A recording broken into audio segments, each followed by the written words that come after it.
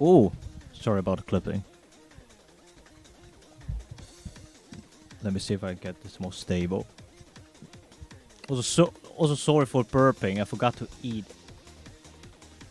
I was playing Payday 2, but anyway. Let me open Blender. All right.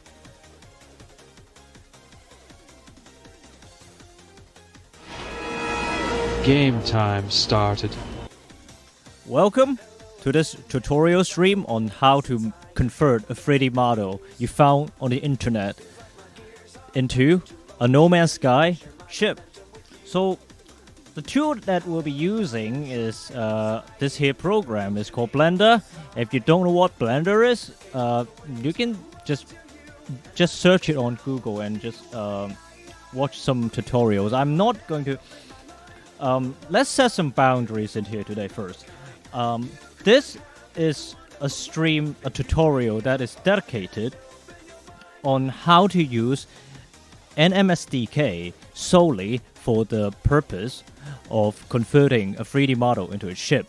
It does not teach you how to do Blender in general, how to install NMSDK, how to debug NMSDK, how to do XML material fuckery in all its glory. It will teach you some basics.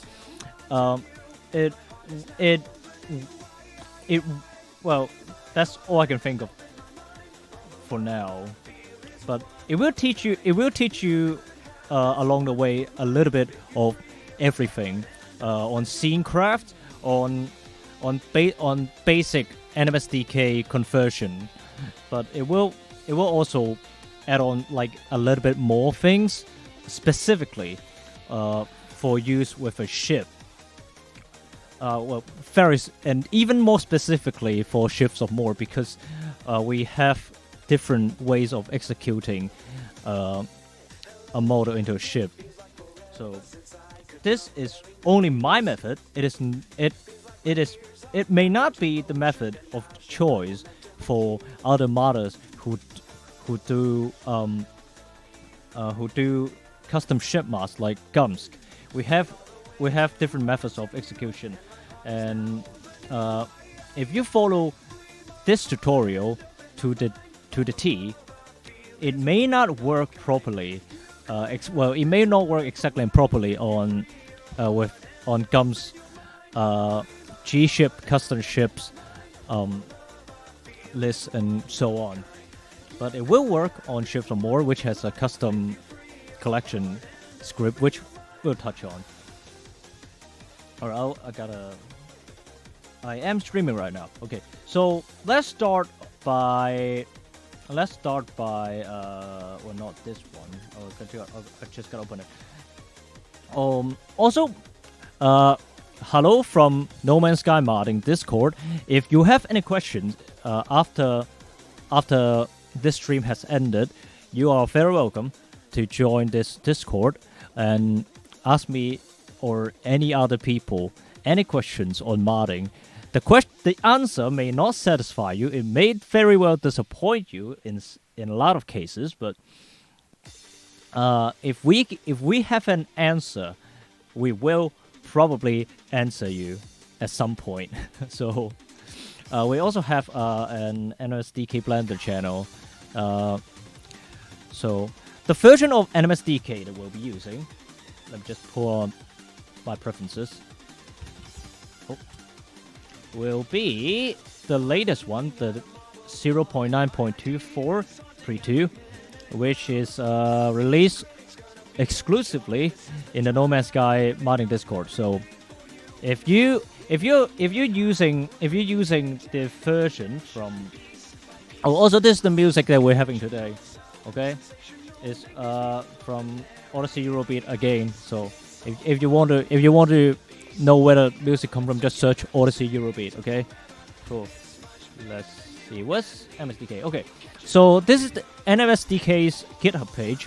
So if you are downloading from NMSDK's GitHub page, the function will be virtually identical, minus a little bit of fixes and stuff that I can touch on a little bit later as well. Of course, NMSDK is in constant development. So if the version changes in like after the stream goes live, don't be alarmed. Just use the latest one and assume that everything in this tutorial is still accurate, unless you're having some problems. In which case, go on the Discord and ask us those questions. Also use Blend 3.2, by the way. Okay. 3.2 and absolutely nothing else. It says 3.2 plus, but I wouldn't suggest you to use 3.3. Or if you're using 3.3 and you're having some problems, you should go back to 3.2. All right. So after all that, let's start by talking about what models we're using. So I get most of my 3D models on Sketchfab. This site is called Sketchfab. Okay, it's very good. You can just open this one, search something like spaceship, and then you just click on the downloadable button, and then you'll see a lot of downloadable spaceships. The ones that has a dollar sign means that you have to pay money for it. The ones that has this kind of like a download symbol means that it's freely downloadable. Our candidate today is one of those freely downloadable ones. It's called a Borderlands-style spaceship by a fellow called BMA. I've checked everything that it has. It uses very basic PBR textures. If you don't know what PBR is, I am not going to tell you. It is a very complex matter that a lot of blogs have talked about, including NVIDIA. So if you want to know what PBR is, you should just search up what PBR is. Just Google it, okay? So you can download from here. I've already got it downloaded, so it's not a problem. But if you want to get try other sites for even more 3D models, there is Blend Swap, which usually deals in .blend. So you just double click a blend file and it just opens in Blender. Or I sometimes use Turbo Squid.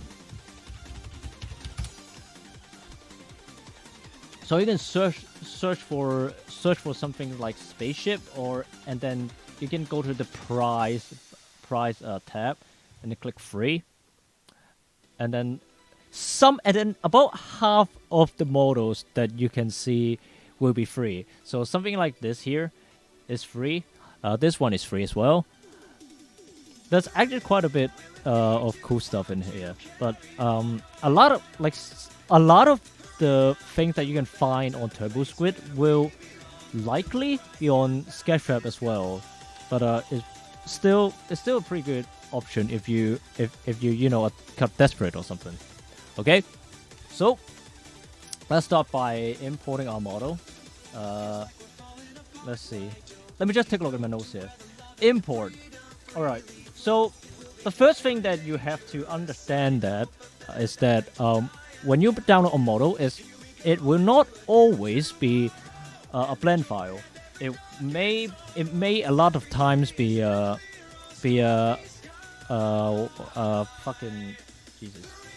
collada file, which uses .dae file extension. There are usually objects, OBJs, wavefronts, and then there's also FBXs. It's mostly these three that are the most common outside of .blends. And if you're downloading from Sketchfab, if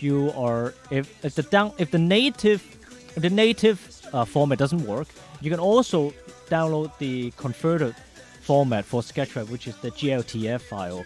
It's not the best. Sometimes the material goes all the place. All the bones get broken, and it just scatters the model all over the place, and it's not very pleasant to work with. But if you are desperate, it will import at least. All right. So let's see what we're dealing with here. I've already have this ship downloaded, so let's check in here. If you're downloading like something like an FBX, it usually will still have the spaceship, like the model itself, zip for some reason. I don't know why, but you can just go into the file, into the folder, and then just unzip it. So it says 3D object here, but if you go into properties, you'll see there is an 3D object parentheses FBX. So you just have to understand that it's an FBX, and then when you import it, I, and then choose FBX F. Okay. It may differ. The shortcuts may differ if you are like using have some weird shit format import installed. So your mileage may vary.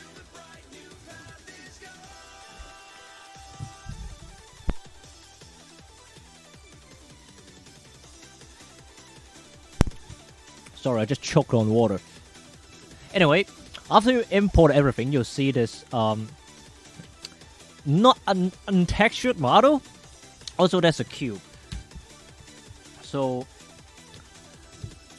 before I do anything, I like to call anything that is extra that empty.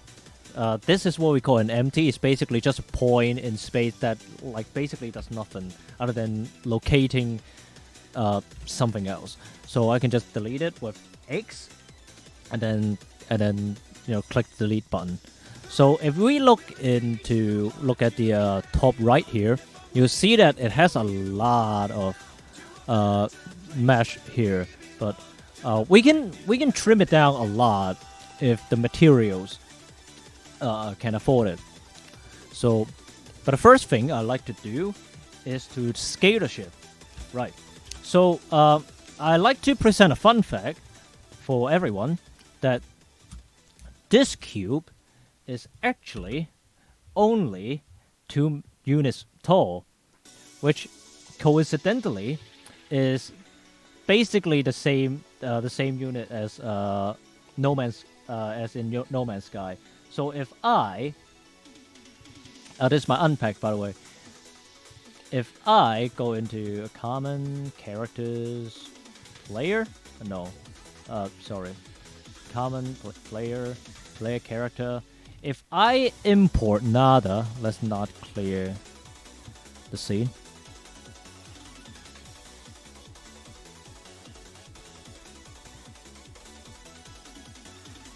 Alright. Oh, it may freeze a little bit, by the way, but eventually it will come through. So, let me just hide this. If I move the cube, right?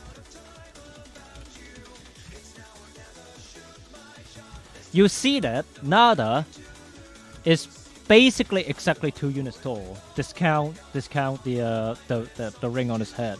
So just keep that in mind when you are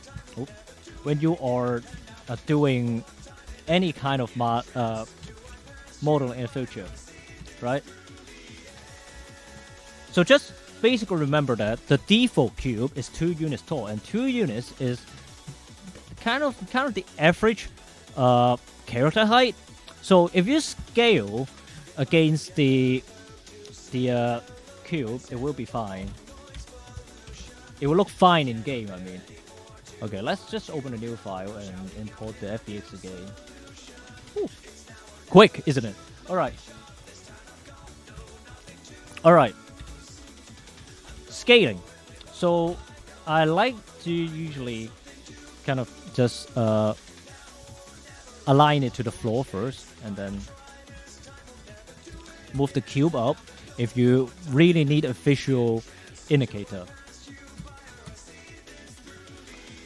But you can also just look at the grid, because this thicker gray line is 1 unit, and then up is 2, 3, 4, right? So I kind of want this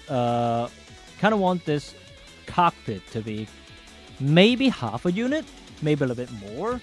It looks kind of okay, actually. Like, it looks kind of okay on its own. But like 3 units tall is not really that intimidating. right? So I can scale it up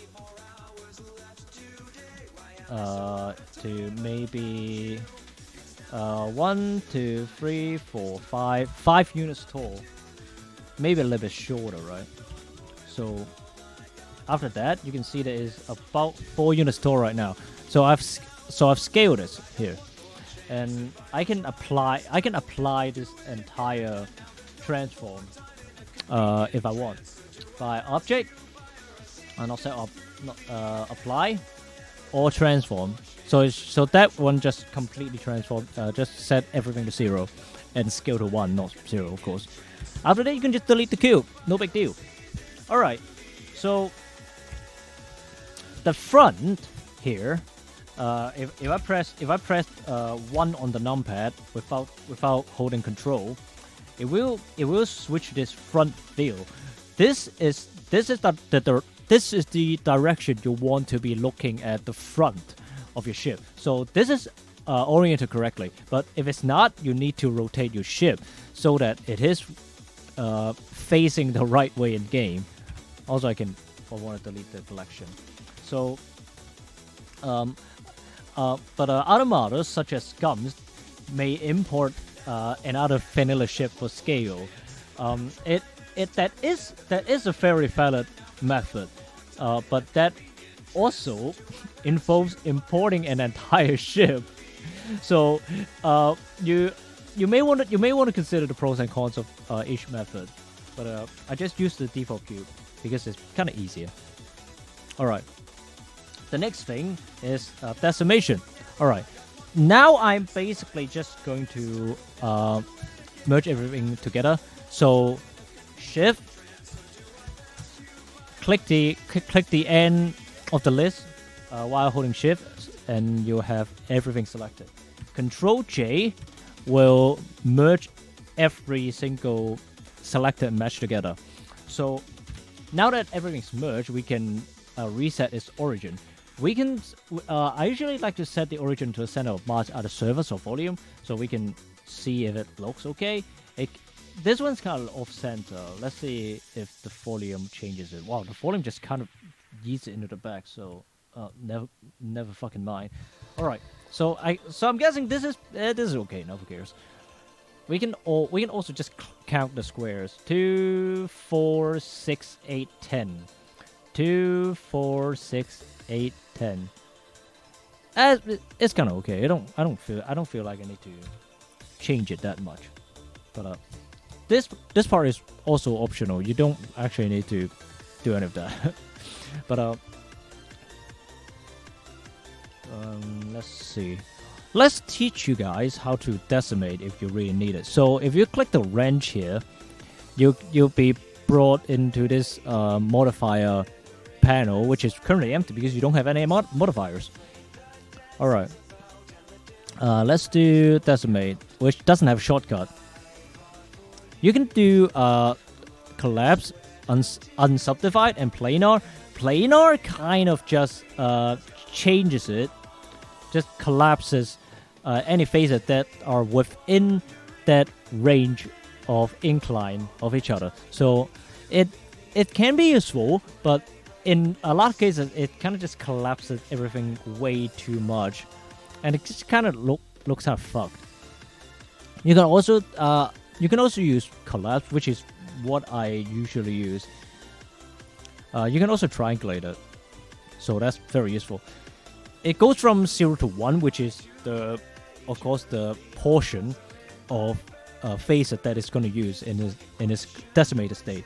So if I turn off the preview, we can see that at the bottom right, yes, bottom right, that it currently has 1,941 faces. But if I turn it on, it will have been decimated to 9,000 faces. But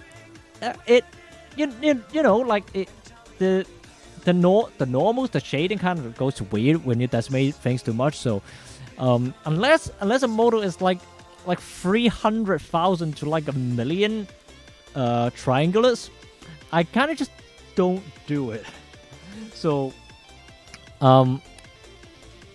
okay, so after that, let's let's copy it. I like to copy the whole mesh once for something that we'll do later. So just copy the whole mesh with Control D, right? And then you'll have an exact copy of the object that you currently selected. All right, and then the next one is separating mesh by material. All right, so having your current object selected, you can press P on your keyboard. So P. Oh wait, no. Is it? Wait, what? Is it P? What? Oh wait, no. Dumbass. That's not how it works. With your current object selected, you press Tab on your keyboard to enter edit mode. You can see it at the top left that it says edit mode right there. So currently, all of them are in quads or n-gons. So basically like 4-sided polygons instead of tris, which is basically triangles, which is what NMSDK and No Man's Sky itself uses. We'll rectify that in the next step, but now I want to separate the faces first. So when you have the object selected and turned into edit mode, it should automatically select every single face in your model. If not, if it looks like this, like nothing is like in orange and highlighted, you can just press A once and it will be selected. And then if you want to separate, press P by material. So what this does is that if we look at the material panel, you can see that this one uses this material called Partis Virus 1.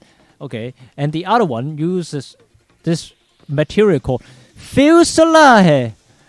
And the third one uses Party Virus 2.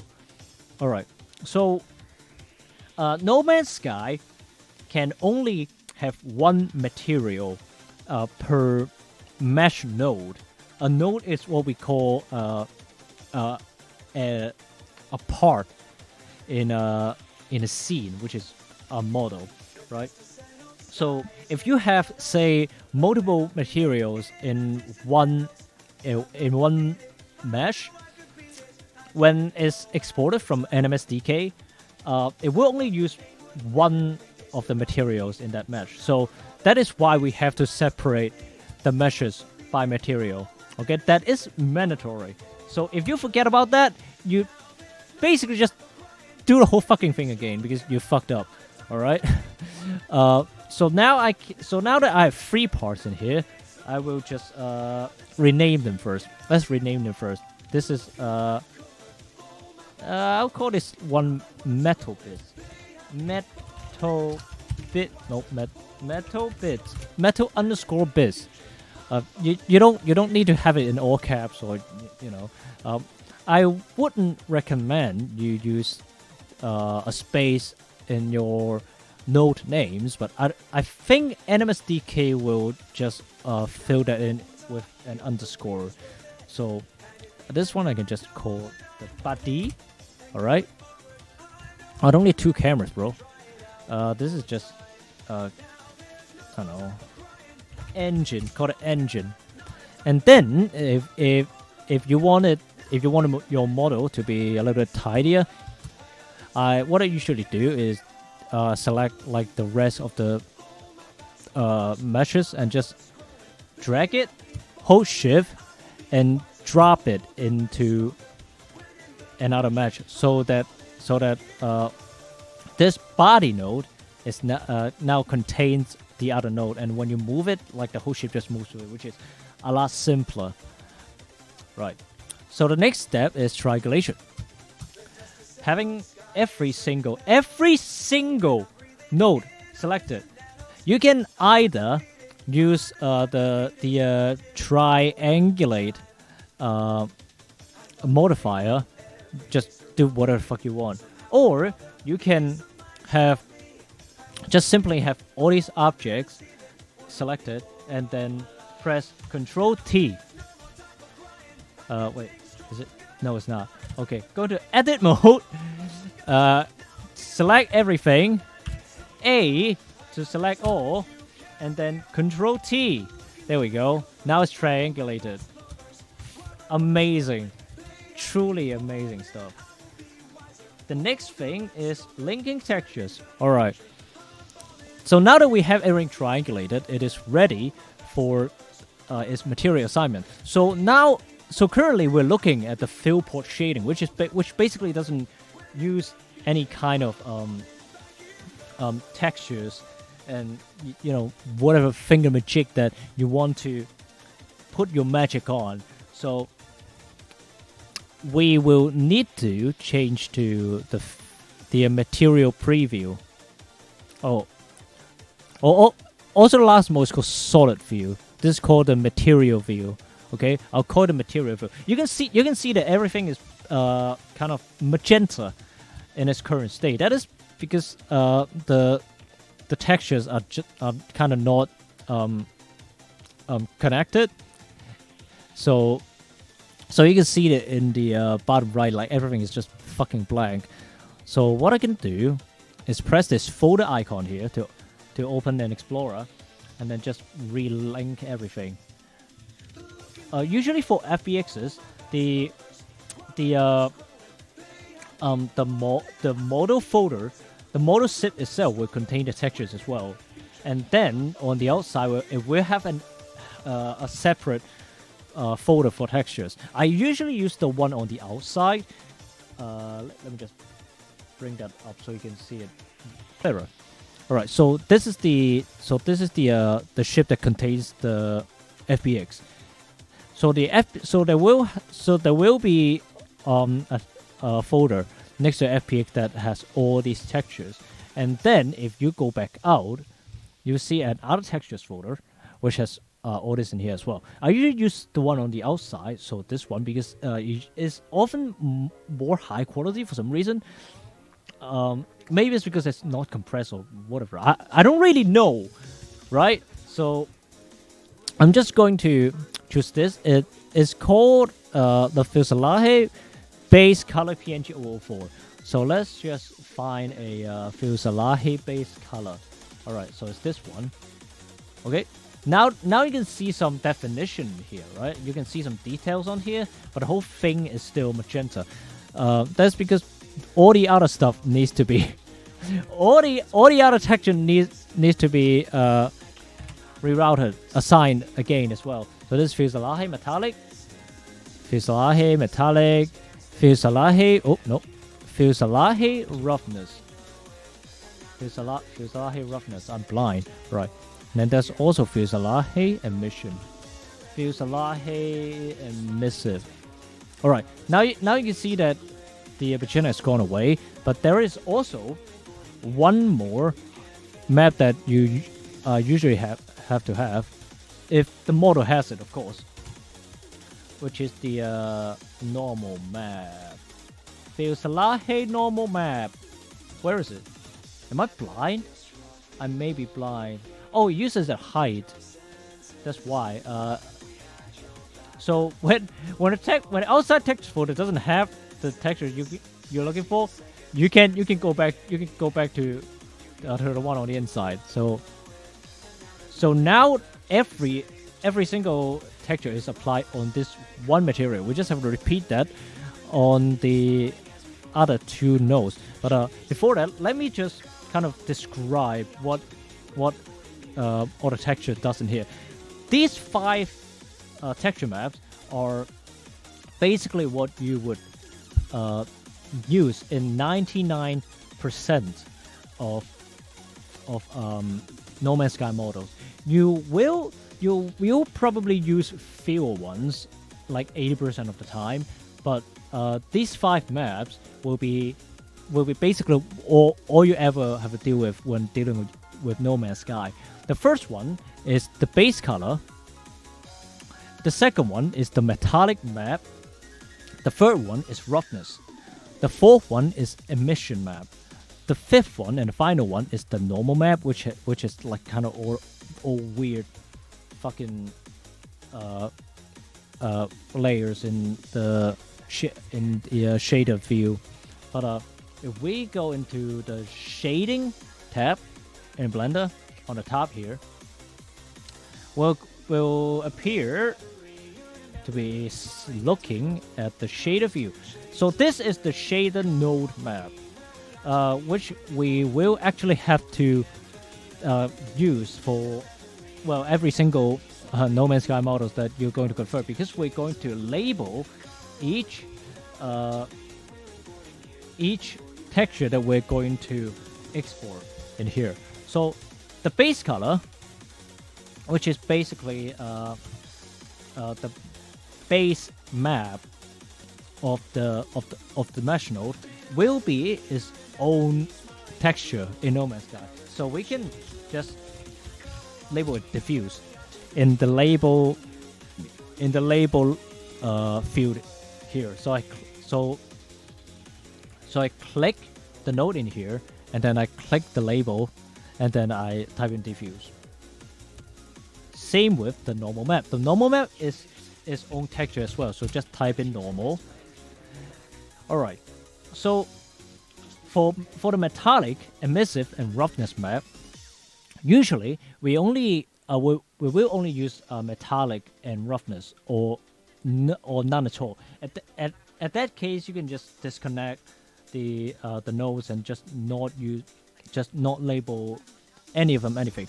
But if you are using more than one, even if you are using only one of these textures, you will have to modify the mask textures as well. So all these pictures, all these three textures, will end up into being one single texture file for use in No Man's Sky. So we're only going to just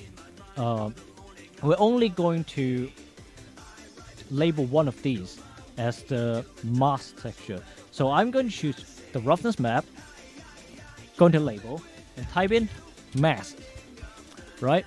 And the other two is just for visual reference in Blender now. Okay, we're going to put them back in manually with a picture manipulation program later on. But now our job in the shading panel is done, so we can click back into the viewport shading material preview and do the other two. All right, engine. Let's see, what was it? This is Partes Varas Metal. Metallic, there we go. Oh, also there are like space in here. You don't want them to exist.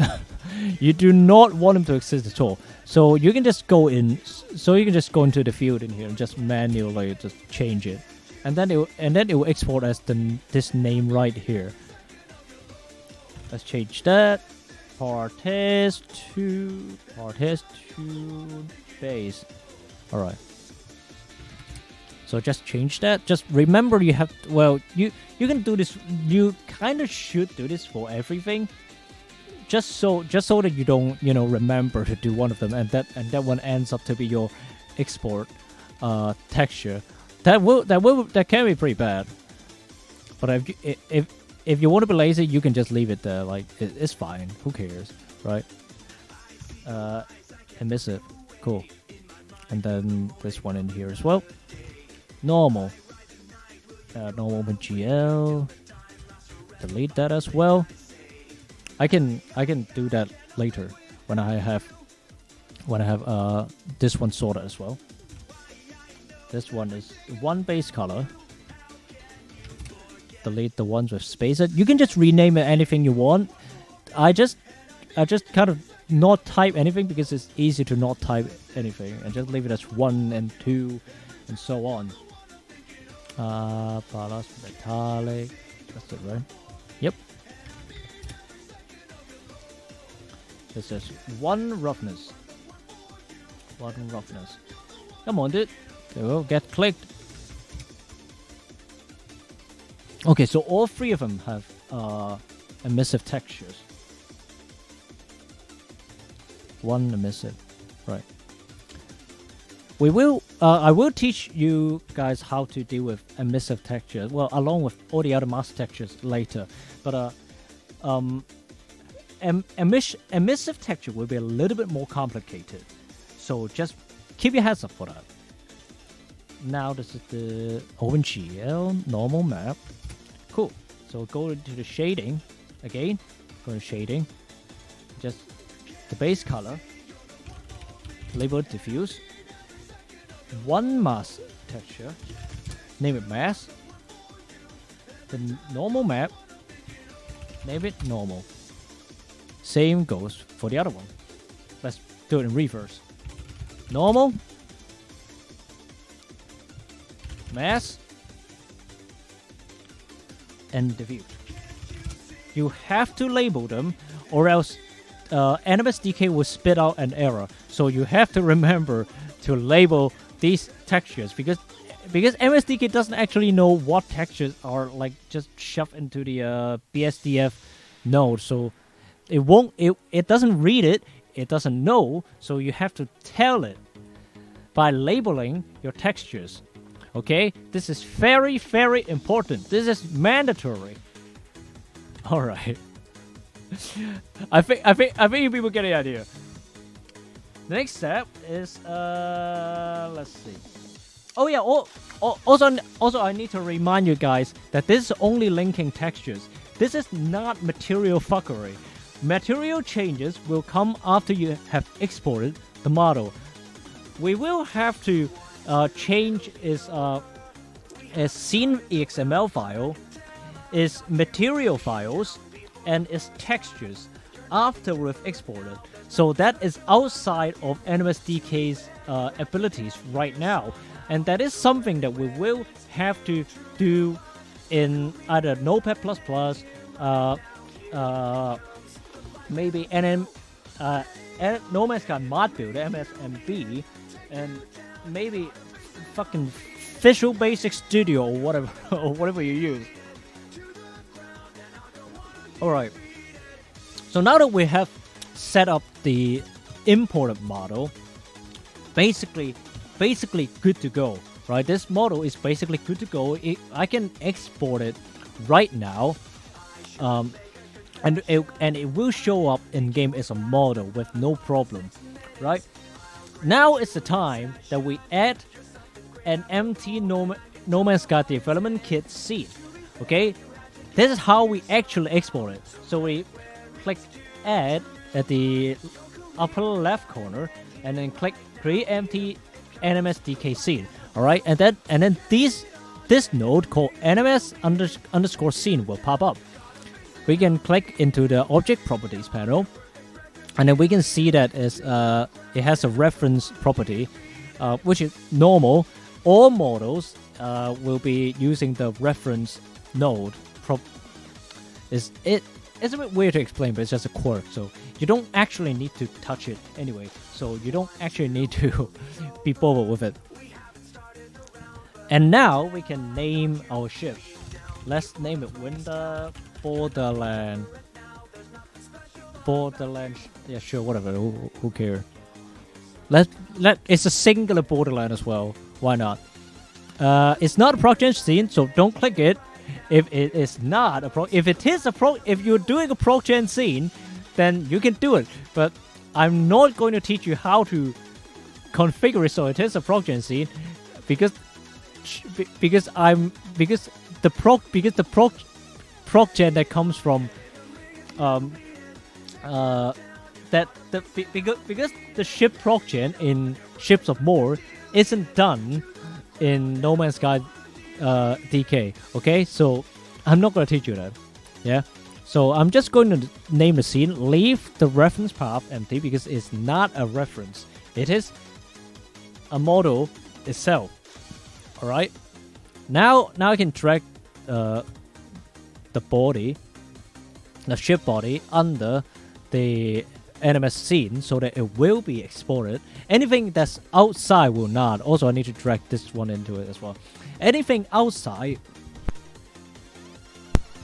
anything that is not directly under the NMS scene will not be exported. So you just have to remember that. All right. Let me just drink some water. All right. So a couple steps back, we had this copy of the entire ship in here, and the purpose of it is for collision. So I'm going to make a new locator, which is basically an empty for No Man's Sky. So I'm going to right click in the viewport, add new scene node object, and then click locator node. And you can see that it says it's a mesh, but it's just like one dot. And don't make any mesh out of it, or else you will regret it. I'm gonna name this collisions. Okay. And I'm gonna drag this duplicated mesh in here. I'm going to yeet all the material so it's easily visible. And then, if I want this mesh to be viable as a collision in game, that is, I'm going to have to make it simpler. I introduced the decimate. I introduced the decimate node a couple steps back, but it's most of the time it's not that useful when you really want something very, very simple. I'm talking about a couple hundred triangles type of simple. So let's get the decimate, and we are going to use another modifier called remesh, which I actually only discovered very recently. So we have a couple options here. There's blocks, which basically makes everything into cubes. We have smooth, which makes it a very smooth mesh, as smooth as can at least. It will also be it will usually have smooth shading as well. We have voxel, which is a really tiny blocks basically, but we're not going to use that because that thing itself has like 3 times more triangles than the model itself, and it looks even shittier. So we're not going to use that. We're going to use this mode called sharp. So we'll make a lot of sharp edges, which will be perfect for a collision. Okay, we can uncheck remove disconnected or check it depending on personal preference. So currently this has 446 triangles, and well, honestly, it kind of looks pretty good. Out of maybe like the kind of like this pits at the back. All right, so I'm going to hide that for now. There are like a couple parameters you can fuck with. The oak tree depth is basically is complexity, like is high level complexity, and then the scale is kind of like low level complexity. This is where you kind of fine tune the complexity of it. Oh, that's not it. Okay, so I can go all the way maybe down to like oh nope, shit, bro. Maybe like 0.6 or something. Yes, yeah, this 0.6 to 7 looks pretty good. But the cockpit is not covered by the rematch, so I want to go a little bit higher maybe. Okay, 7 is not looking very well. Approaching like 8, kind of looks okay. Okay, and does it have it? Let me just check. It still doesn't have the cockpit for some reason. Oh, you can go all the way to max as long as the try count is not that big. Okay, now just remember that you need to make the triangle count of your collision as low as possible. There's also this sharpness parameter, which basically say how sharp you want your edges to you want your connections to be, face connections. I mean, okay, it's not looking too good. I'm gonna increase the oak tree depth. Okay, now it has 2,000 triangles, which is not ideal. I can do with oh shit. I can do with maybe 236. Oh, that's still pretty good. Still not. It's still not covering the cockpit though.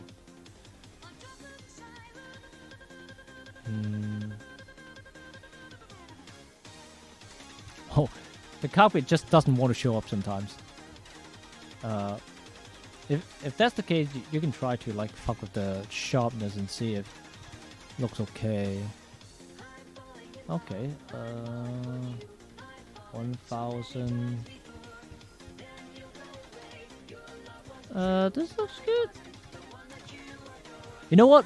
I feel that Blender just doesn't like the cockpit, but that's fine. We can add more collections onto it later. So now maybe I can just do like a simple version of. Okay, 728 is still pretty big. I kind of want it like within like 400 or something. The low 300s would be perfect. Oh, that one covers the nose. 260. Okay, this looks pretty good. And now I can kind of tweak the sharpness and like make sure that it doesn't create any like very small pits and so on. Also, you can see that after the remesh, the mesh is no longer symmetrical. In some like very niche places, you can see that this polygon here is larger than this one. So what we can do is add another modifier onto it. Let's see, we'll do mirror. Which one is which, son? Y. So I want to. Oh, fuck. What the hell? Clipping. Is it merge? Okay, Okay, don't need to merge too much. That's pretty good.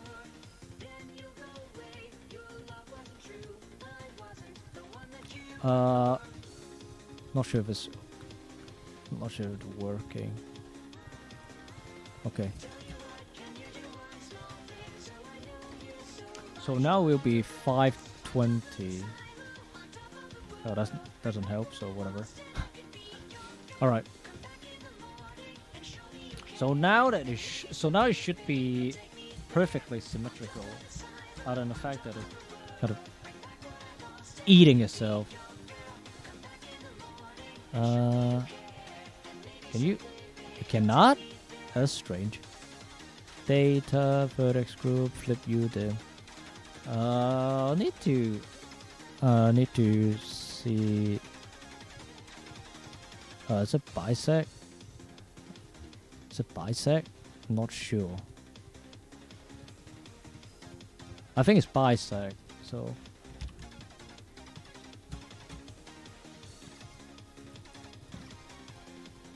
Alright, so after this, it should be perfectly symmetrical and it has no, it doesn't have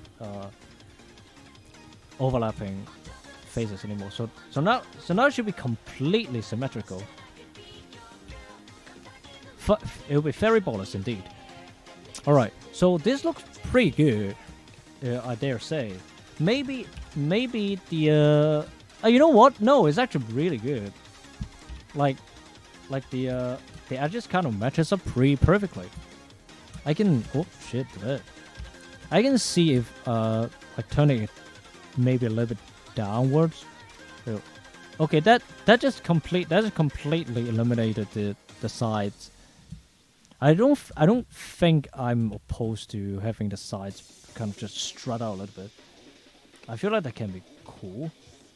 All right, so now that I have the collision all set up and perfect, I can just apply them. Click the one on the top. You go from top down to apply your modifiers, else it may not look the way that it currently is in the viewport. So Control A to apply it. Control A again to apply the mirror. So now it should look like this. Again, we need to triangulate the mesh. We need to triangulate the mesh. So select the object, tab to go into edit mode, A to select them all, Control T to triangulate. So now you can see that the face count and the try count are the same. All right. So now that it looks like a collision, we have to set it as a collision node in No Man's Sky. So go into the object properties panel on the bottom right, and then in the NMS node properties, we click colliz, which stands for collision. Okay, it stands for collision, and then in the collision properties, we choose mesh transform.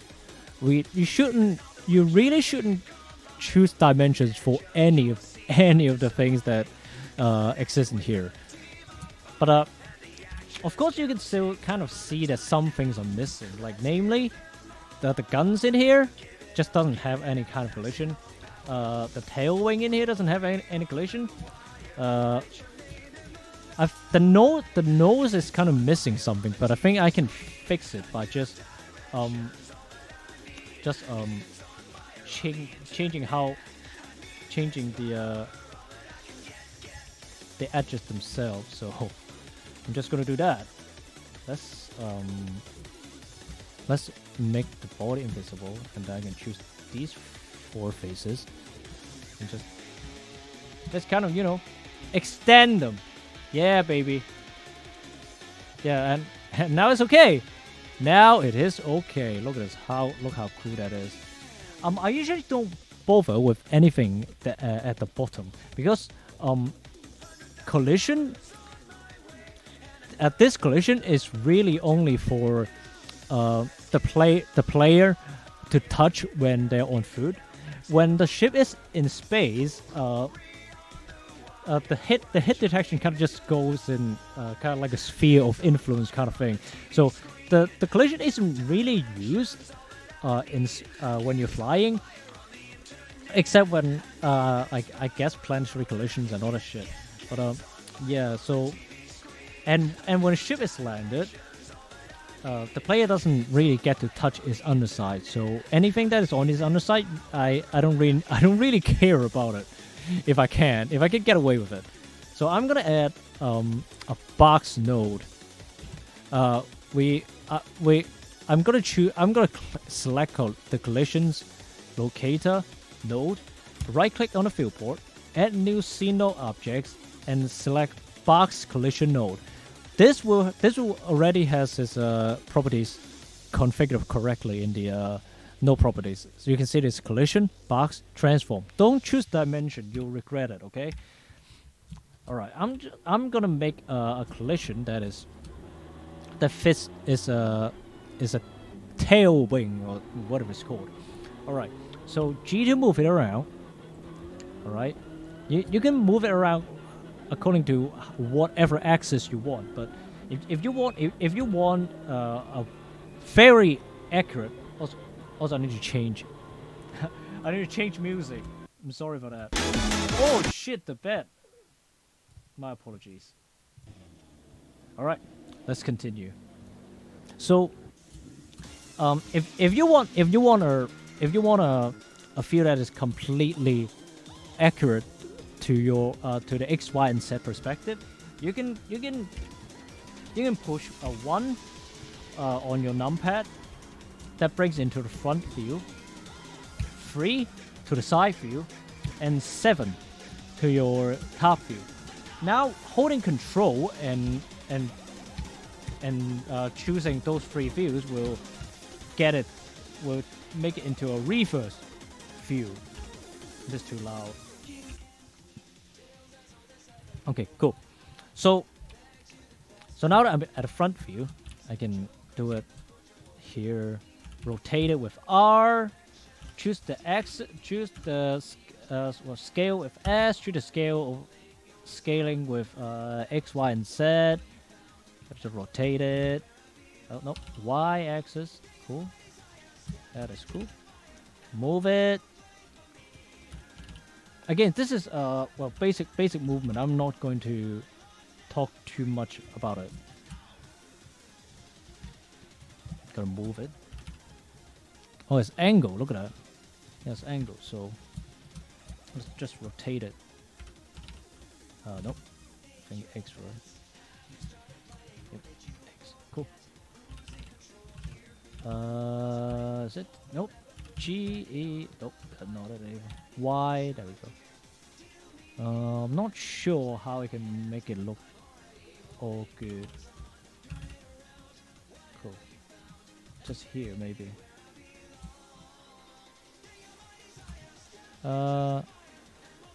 Is it? Is it kind of not? I think it needs a little bit of, yeah, this way. Cool. A little bit, just a little bit. Otherwise, it's not that very important. It also is not seeding into the existing geometry. Alright, so that's one done. This is what you have to do for every single part that you want to have collisions. Okay? If it's not a part of the mesh collision and you want it to have collision, you will have to make these primitive collisions, which is box, sphere, cylinder, and capsules. Okay, you just basically have to do this. It is very boring job, by the way. Okay, if I want like a precise rotation, just do it like that. Let's do this here. I think that's it. There's a gap in here, so I'm going to. Wow, that extends way too much downwards. Just gotta extend it. All right, let's just do that. Okay, now that I select all three, it should all be. What the fuck? Okay, I can just copy the location there and move it there. Oh no, not that one. Not that one. X maybe? Not apparently not. What the hell? No, it is the X property. What? That's crazy, bro. That's crazy, bro. What the hell? That's crazy. No, I don't believe that. I don't believe that. That collision is sketchy. Well, actually, if you want to move it according to the axis of the object itself, after you not that dumbass. When you move it, you hold shift, and then choose the axis that you want to exclude, and then which is X in this case, and then X again to switch it to local orientation. So now you basically just move it perfectly aligned to the one that we're having in here, which is cool. Perfectly aligned, like all things should be. There we go. I kind of should like make like another box in here. Yeah, sure. Add another box in here. Where is it? There we go. I'm gonna be a little lazy on this one, because it's not that important. It's just like a shield.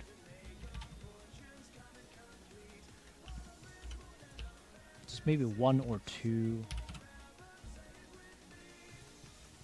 Yeah, just one or two. Oh. Why? Why? Indeed. Cool.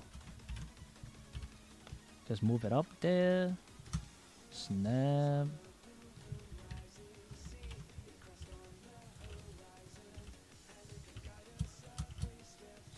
Control D to replicate it.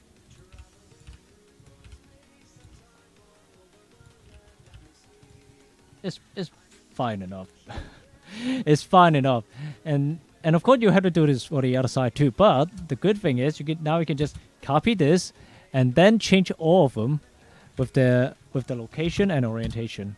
So here, remember to switch the mode to XYZ Euler, which you can do by just clicking it and type and push it X on your keyboard. That's a shortcut for XYZ Euler. Okay. And then just kind of fuck around with your minuses and all that shit. Minus, baby. There we go. That's wrong. That's right. Need to do the Y as well, I think. Apparently the model itself is not aligned correctly. Is it one? Is it this one? Is it this one? Yeah, it was not aligned properly. It's fine now. I also don't plan on it to be, that accurate, because I don't really care. So don't worry about it. Okay, now that one is good. Look at this, amazing, perfect. Do this with every single one. Just do this for every single one, and you'll be fine. Cool. XYZ Euler. No Z XY Euler. Remember, XYZ Euler. Yeah. This one's good also. Minus on the X axis. If you have oriented your ship correctly, then just put a minus on your location X value. Then it should automatically go to the other side. I think the last one should be, well, let's do the cockpit first. Also one quirk with the cylinder collisions. Currently, the cylinder collision is broken on export. So it's kind of broken on capsule as well, but cylinder is more broken. It will come out on the wrong axis. It will look completely fucked. The size will be different. So if whenever you're using cylinder in NMSDK, just use capsule instead, and you can change its destination in XML later. All right. So just do this. I'm going to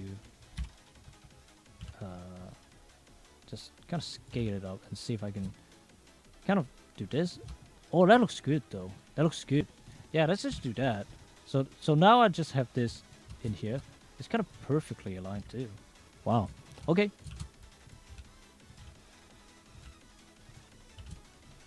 I think that's good enough. Oh, kind of extend it to match the collision here. So now it's covered. The copy is covered. Right. So let's add another one in here for the guns.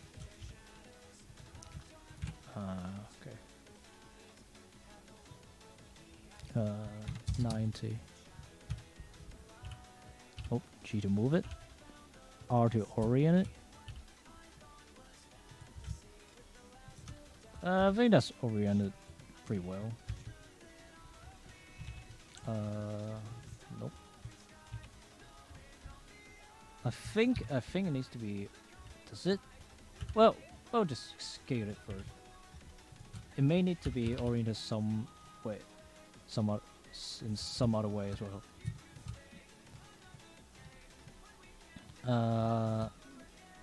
I can make that one as well, I guess. Yeah, I need to be like kind of twisted this way, I think. Yeah. Cool. Right. But moving stuff with Blender is very easy. So you can just do that, copy that, put a minus on there, and kind of just move that, and now it's perfectly on the other side. Very cool. I need another one though. Cylinder. Again, I kind of missed that there. But you should always choose capsule, not cylinder. Capsule. Alright. Capsule here. Remember, you can change it anytime you want in XML, just not in NMSDK or Blender itself, okay? Okay, I need to just change it somehow in here. So there we go. Just change it that way. Nope. The side. Nope. S. Well, I can just do that, I guess. Just move it out or in.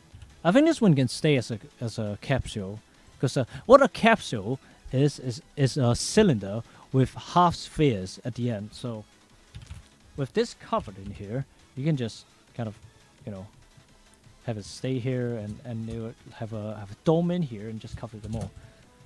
And I think that'll be actually better. Nope. Oh fuck. Minus. There we go. So now everything looks good and dandy. But there is one more thing.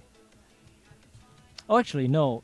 I should add a block at the end it as well. But the one more thing will come after that. Okay?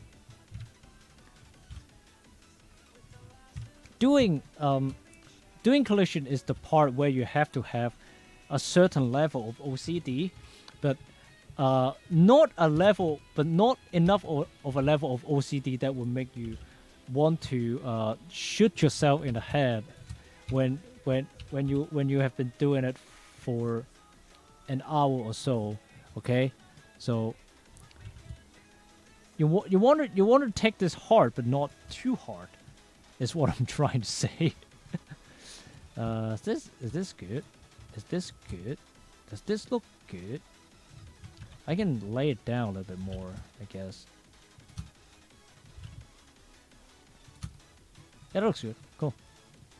So another quirk of cylinders and capsules is that the current scale is kind of a bit off. It will how do I say this?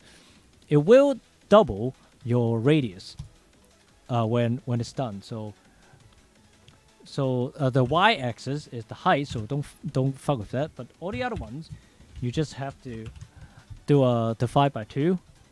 Blender will do the math for you. So just divide by 2 for the x-axis and the z-axis. So that is thinner in NMSDK.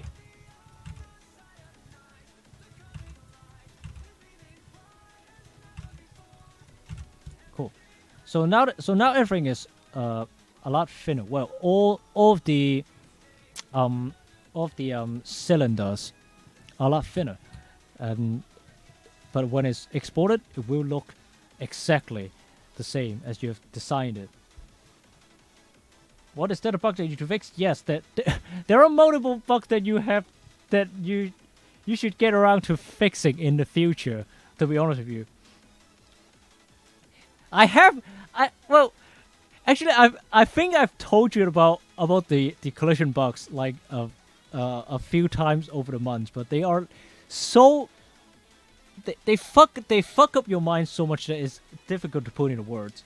Okay, so I'm not going to describe how the bug fucks up your collision in here. I'm just going to tell people how to get around it for now.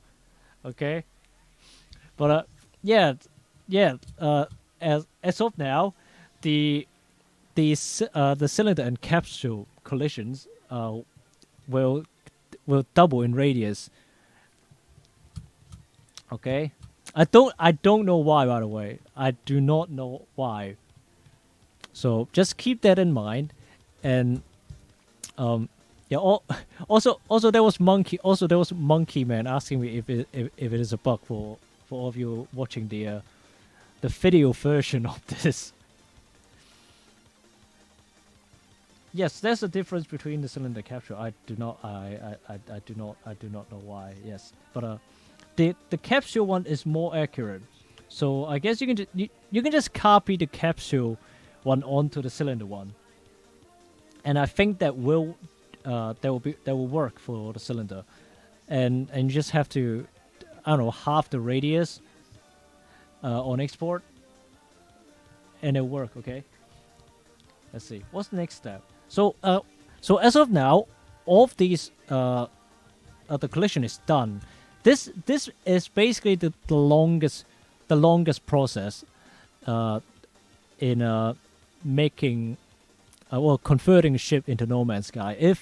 If you can be asked to do something as complicated as this is, I say complicated. This is not really the most complicated thing I've done. I've done one for the, I think, DeLorean that has like the doors hanging out, and that one is a right bitch to do. But currently we have like 18 pieces of collision, which is it's actually not that bad. And also because all of these cubes and cylinders are what's the word for it? They are all primitive collisions. They don't add to the triangle count. They are very performance efficient in game. This mesh collision is the worst part. But with a try count of above 300 it shouldn't cause any problems. But if you have a mesh collision that has like very small triangles, it will crash the game. This is not the fault of No Man's Sky development kit. This is not the fault of Blender, not the fault of NMSDK. It is an issue with No Man's Sky itself that it just can't handle physics detection for that really small triangles. Okay, so let's see. Oh yeah. Also, I forgot to mention as well. The radius thing applies to spheres as well. So I'll just show you a sphere in here. So this is sphere. Yeah, it looks like a sphere. It works like a sphere in game. You just have to like divide it by 2 again. So that the radius is correct when it is exported. Okay. Okay, finally. The rest of the fucking ship. So, in order for a No Man's Sky model to become a ship, it will need a couple other. It will need a couple other. What's the word? Elements in it.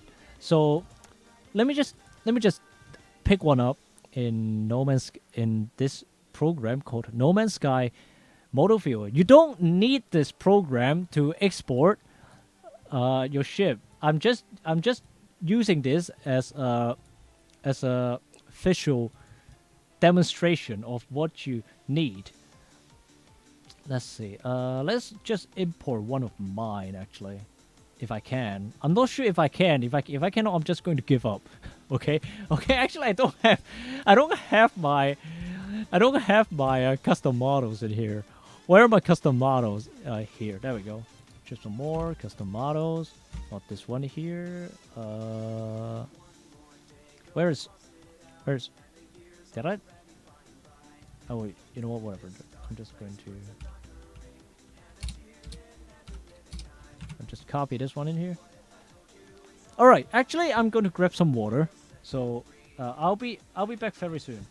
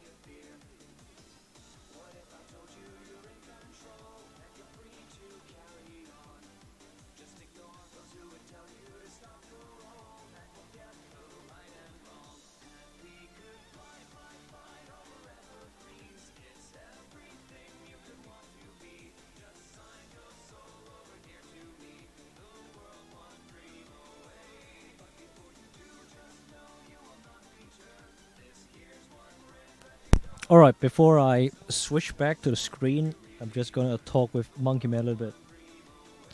Does adding a capsule primitive collision type work? It does. It works a lot better than cylinder. It has the correct orientation and dimensions other than the doubled radius. So basically, it's just the radius that is wrong with capsule. And see a difference between a sphere collision added by the context menu. And wait, what? How does that work? Okay, but how does that relate to the export? Is the creation of the of the of the mesh in Blender itself like different? Is that why it's causing that discrepancy? Oh, okay. Yeah, you can see the bug. Okay, I'll trust you on that. Okay, it's copied. Let me just see if I can import a ship.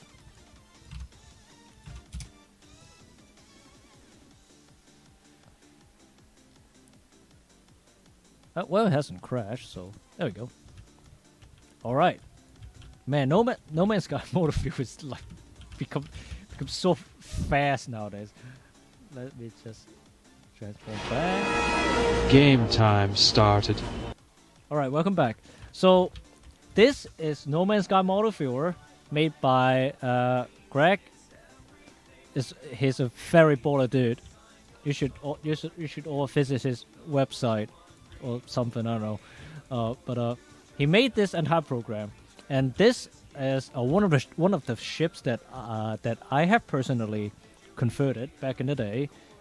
It has all the bells and whistles that I have discovered and made, but the important thing isn't what great things that I've done to it. The thing that we have to talk about is the parts where it is required to become a ship.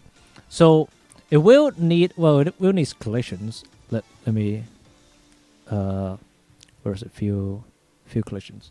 So you can see how you can see just how complicated it can get just by this is all primitive collisions, by the way. So yeah, you can get pretty convoluted. But it would need first this locator called trail. I don't know what the fuck it is. Wait, where is it? Where is it? Ah, there it is. At the back, at the ass. So this trail locator is where the ship's trail starts. You in game you usually will be able to see these lines that comes out of a ship's ass with light and kind of like emitting a color. That is a trail. Okay, so this trail marker marks where the trail starts. It starts emitting a trail. So usually I have like 2 to 4, sometimes 6. I think the most extreme case is on the Millennium Falcon, where it has like 30 or something. It's absolutely insane. And the next one will be the gun. So in the past, I will usually just reference the entire gun so that there is a point where the bullets come out of. I think if it doesn't have one, it just shoots from the origin point, which is like there. So it just shoots from right underneath the ship, which sometimes it doesn't look that good. But recently I've made a discovery that where is it? Where is it? I don't know where it is. Oh, no, there we go. There is actually a locator called ext_shoot that basically defines where the bullets actually come out of. So this is the bullet's origin point. So we'll be adding this locator, ext_shoot, instead of referencing a whole gun in here instead. So just keep an eye out Let me just mark it here. Okay, the next thing, let's go. The next thing brings us back to the back of the ship, or not. This is a contrail. A contrail. If you've seen planes in real life, planes exist in real life, and if you look up, they usually have these kind of trails of something that looks like cloud. Some people like to call them chemtrails, right? But in reality, they're called contrails. These contrails also exist in No Man's Sky. They only appear on planets, and they will need to be rotated 180 degrees on the y-axis for them to go backwards instead of kind of like, or in the really weirdly just poke out in front and then go back again. It's weird to visualize it with words, but just trust me on this. You will want all the contrails rotated 180 degrees to the back along the y-axis.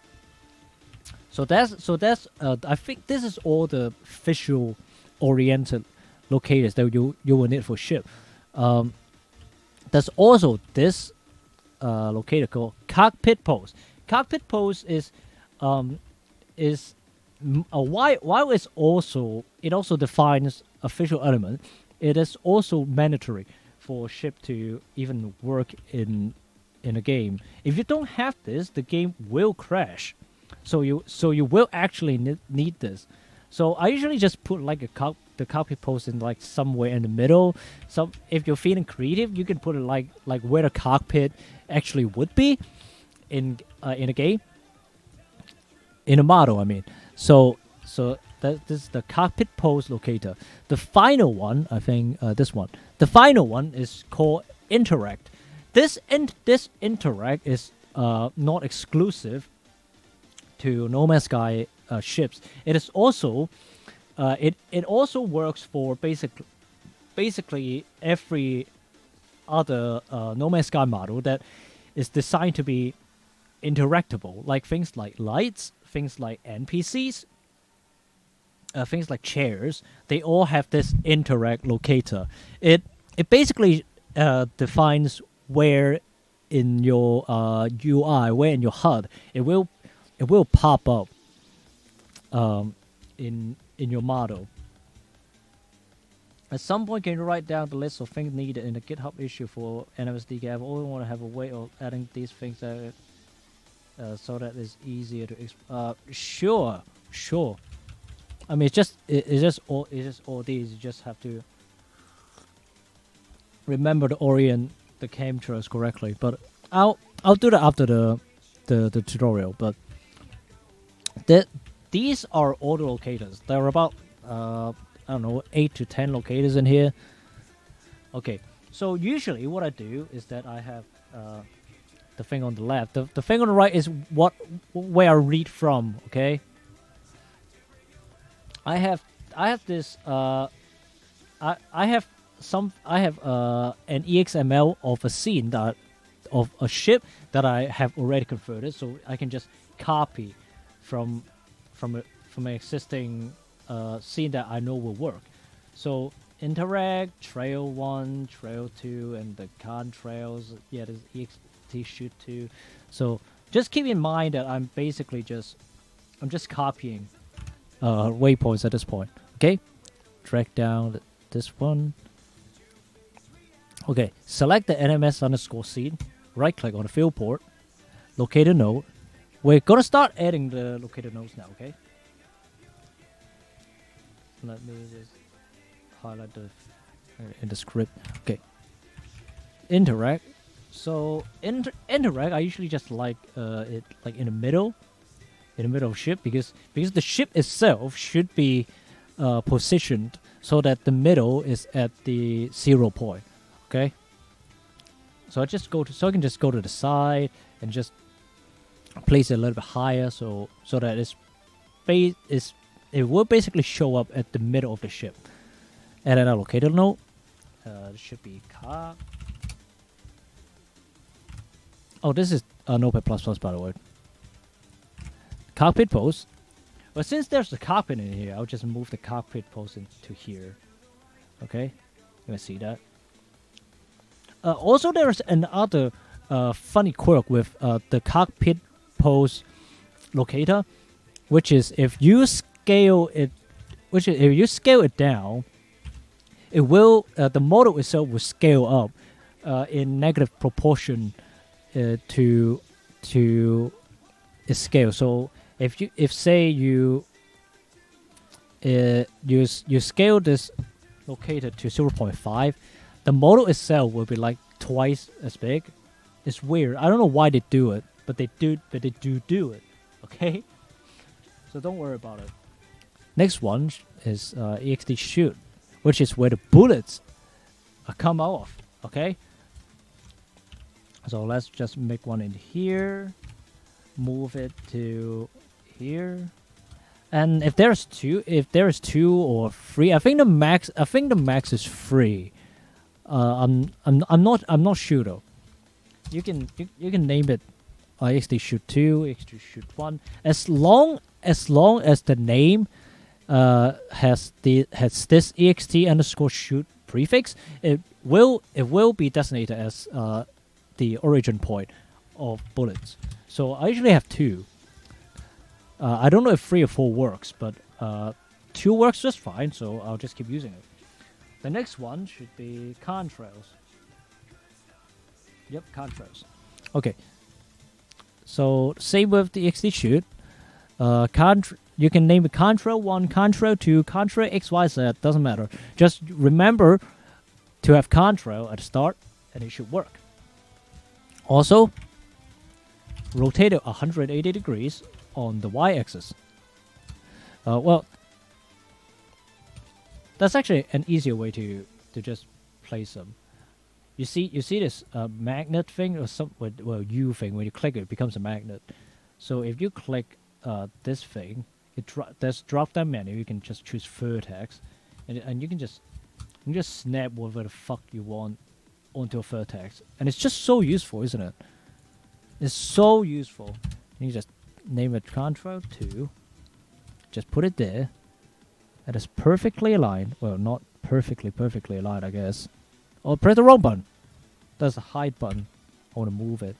But yeah, you just snap it to a vertex and it will just work. Which is perfect. Right? The next one is trail. Trail.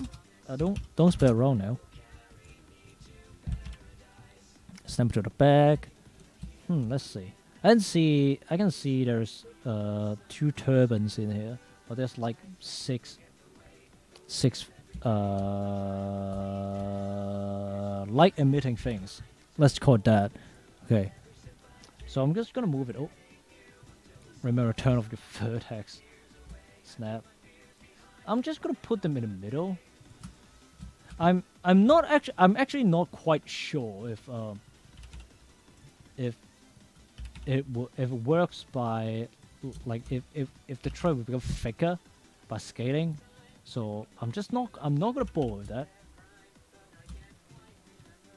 Okay, that looks okay. So I'm gonna move it a little bit outwards as well. Cool. So I can copy it and just move it down here. Again, X. Okay, cool. Name them. 2, 3, 6. No, that's 3. Copy these 3. Control D to duplicate. 4, 5, and nope, 6. Move them by. Oh, nope, not that one. Move them by typing. I don't care about keyframes. By typing a minus into the X location. There we go. So now all 6 trails are present. They will look cool in game, and you'll be happy when you look at them. I hope. If you're not happy, why bother, right? I think that's all. All right. Yep, that is all. Gun rev. Ah, yes. Right. So I mentioned there being like 2 turbines in here. I actually have my own custom, very very custom, scene that uses the vanilla royal, which is the exotic ship engine flame, right? So I have it put in to the vanilla folder structure, but it's a new scene. It basically has everything ripped out except the flame, so I can import it with, well, file, I for import MS scene. It may not always be the same for you. Uncheck clear scene. I don't really need the collisions or the recursive thing, so I can just import this custom flame. I just really need to remind you that this is custom, okay? This will not be in your folder structure. If you want one, you have to make one yourself, okay? Or you can rip it off of me. I don't really mind, but if you want one, you can either rip it off of my cold dead, well, not dead hands, just hands, virtual hands, or you can just make one yourself. It's not that difficult. So this is basically just the flames, right? I'm just going to snap it here. You can be precise if you want. You can like snap under the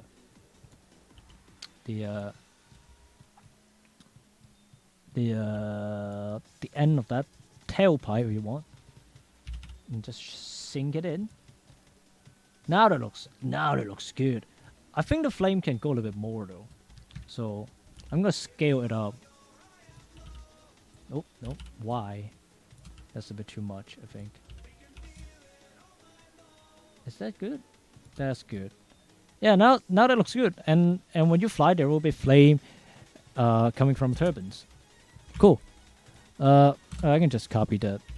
If you just copy the top one, it will work as a reference, but you will just not see it in in the field port. Okay, so this will work. This will work in game. Okay, like it will just work. Nope. X. I want to snap this onto that one as well. Cool. So it will work. It just won't look like it in the field port. And you know that if you add reference, and then you can just import the scene. Yeah, no, I know, but you know, you I feel more comfortable using it. You know, I'll show that as well. I'll show that since I duplicated it. Okay, so if you have like something like a scene, you can add a reference node here, and you can just type in the reference path, such as this one. So if you have you can type in the scene in here, and then click import referenced NMS scene file, and it will just oh, that's fucked. Okay, that's fucked. But this is only because it's referencing directly from the geometry. This is just because of a quirk from NMSDK. If you import directly from this one from here, it will show up. It will show up. Okay, shut up. Shut up. Just ignore the last minute and a half. Okay, it did not exist. It need not exist in your mind. It will only make you more frustrated when it doesn't work. Okay. Anyway, in its current state, it is already ready for export. We have wasted about 2 hours of me talking and kind of just choking on water and kind of stuttering because I haven't had my coffee tonight. But this should work. It should just work in game. Well, other than, you know, more XML fuckery, but it should work. So let's save, okay? And because I like making a copy. Today is 22/12/12 Borderland. Yeah, let's just call Borderland. Okay, now now what I'm doing for export is not mandatory. It's not required. You can name whatever folder you want. But I like all of my scenes. I want all my folders to have the same name as my scene. So I'm gonna copy the scene name. I'm gonna select the scene here. That's not needed either. Just peace of mind. Okay, export to. I'm gonna highlight it for you. Yeah, export to NMS XML format. Click it. Okay, so and then choose the directory you want your entire folder structure to export to. So currently the export directory is set to custom model /window. So I'm going to export this to my G drive at the root. So when it comes up, so when it is exported, the file will be under G/custom model /window. Okay, I hope that's understandable. So copy, do whatever name under your good name. This is not really needed unless you're doing like proc gen stuff. But I just copy it for, safety reasons. Also name here is not really needed either. So if you're doing vanilla modification, you want to check preserve node info and all that, but it's not really needed here. And except don't export vertex colors. Well, this isn't really needed either. But in the past, NMSDK has this problem when if its vertices were not painted, and you don't have this checked, it will spit out an error and just not export unless you check don't export vertex colors. I'm not sure if the error still exists. Okay, I'm not sure if that issue still exists, but the issue never mattered to me since I don't use vertex colors. If you use vertex colors, you will have painted your model already. So, it wouldn't matter if that's the case. But if you are not using vertex color, just don't export vertex color. It's that simple. Okay. Now I'm gonna press this button. Monkey Man thinks he fixed the problem, so don't worry about it. I'm still gonna have it checked. Okay. I'm gonna export it and see if there's any error. If you have done everything according to this tutorial, you won't see any error pop up. Models exported successfully. So, some important things to debug if you're having errors on export is first one, the shading, the shading panel and labeling all your textures. You should always have at least diffuse your diffuse textures labeled correctly. So at least you should have diffuse. If you have a normal map, label your normal map. If you have a mask map, label your mask map. It's that easy. For every single material, so basically every single mesh node that you have to label them. If you don't label them, the textures will not be exported in the material. If you have nothing labeled, NMSDK will spit out an error and tell you that fuck you, go back to the drawing board, label your shit correctly, or I'm not gonna do shit. Okay, it's that simple. And that's basically it. Unless you have like weird untriangulated faces that MSDK somehow cannot handle, which I don't think should be the case anymore. But that's basically the most common thing that people will encounter is the material being shit and the texture not being labeled correctly. Okay, so now we've basically finished in Blender. So I'm gonna close Blender, okay, and then go and take a look at my custom model /Windows folder. Okay, so you can now see winner_borderland in here. If you untick it, the models will be slightly smaller. Oh, okay. Okay, I'm not gonna ask why that is, but apparently if you uncheck that, the files exported will be smaller. Okay. All right. So now that it's exported, you can see the scene file with its two geometry files. The two geometry files are typical. They are normal and they are not to be alarming. Okay, so I'm going to find my I'm going to find my folder that has my ambient compiler. You should always have your ambient compilers on standby, by the way. I'm going to decompile the scene ambient, and then I'm going to go in my I'll call this minor details folder. I'm going to delete the entities folder because it's empty, because it doesn't have anything inside. Okay, so if you're using the latest 4 point something, let me double check. 4.9 0.9.24 version of NMSDK, all of your textures should already be in all caps.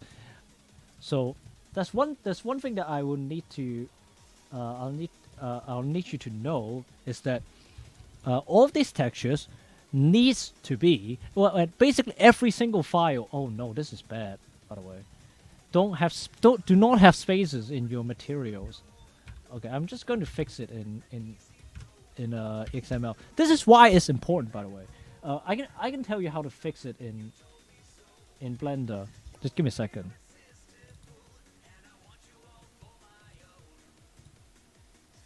All right. So if you want to fix that, you just go in the lower right here in the properties here and just edit it in here. Okay.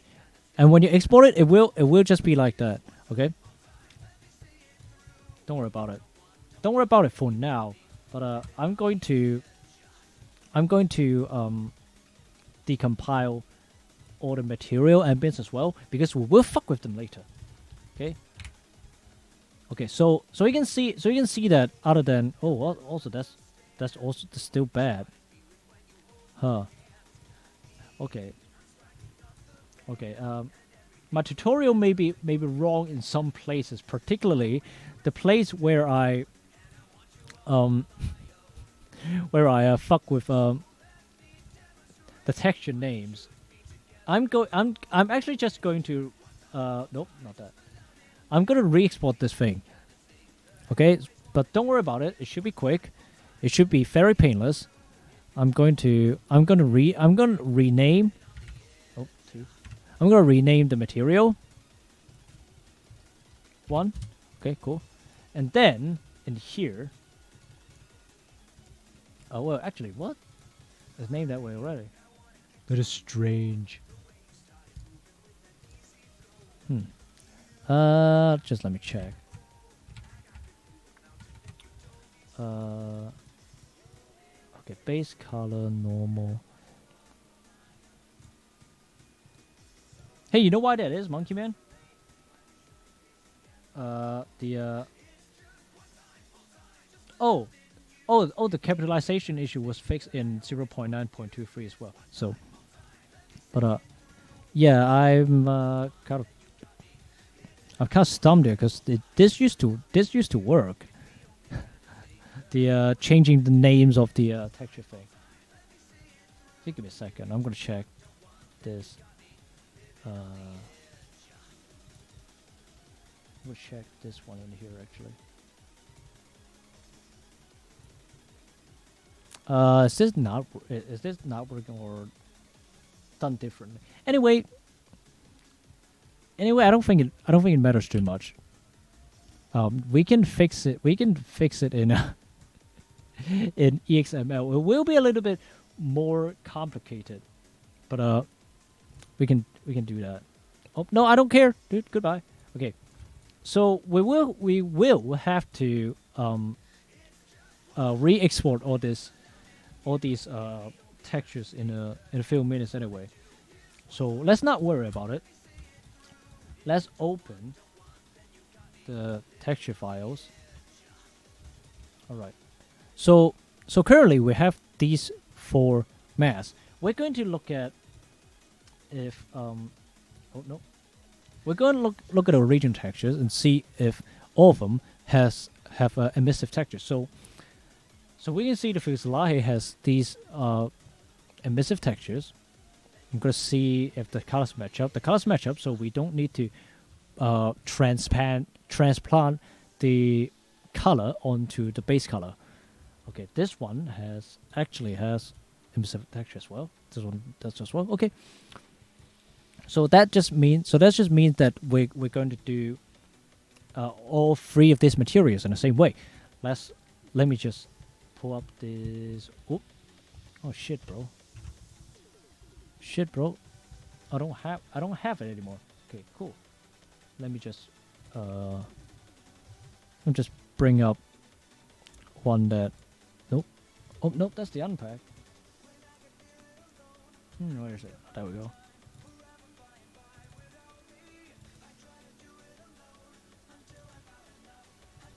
This one should have it. No, it doesn't. No, it does not. I was mistaken. Ah, there we go. So about material flags. Okay, I actually have to read what I need to talk about because this is actually very complicated. Material fuckery. Ah, yes. So with this we're working with PBR with a Metunus workflow. I'm just gonna name drop it here because if I'm going to explain it, it's gonna take 12 hours and it's not gonna be comprehensive at all.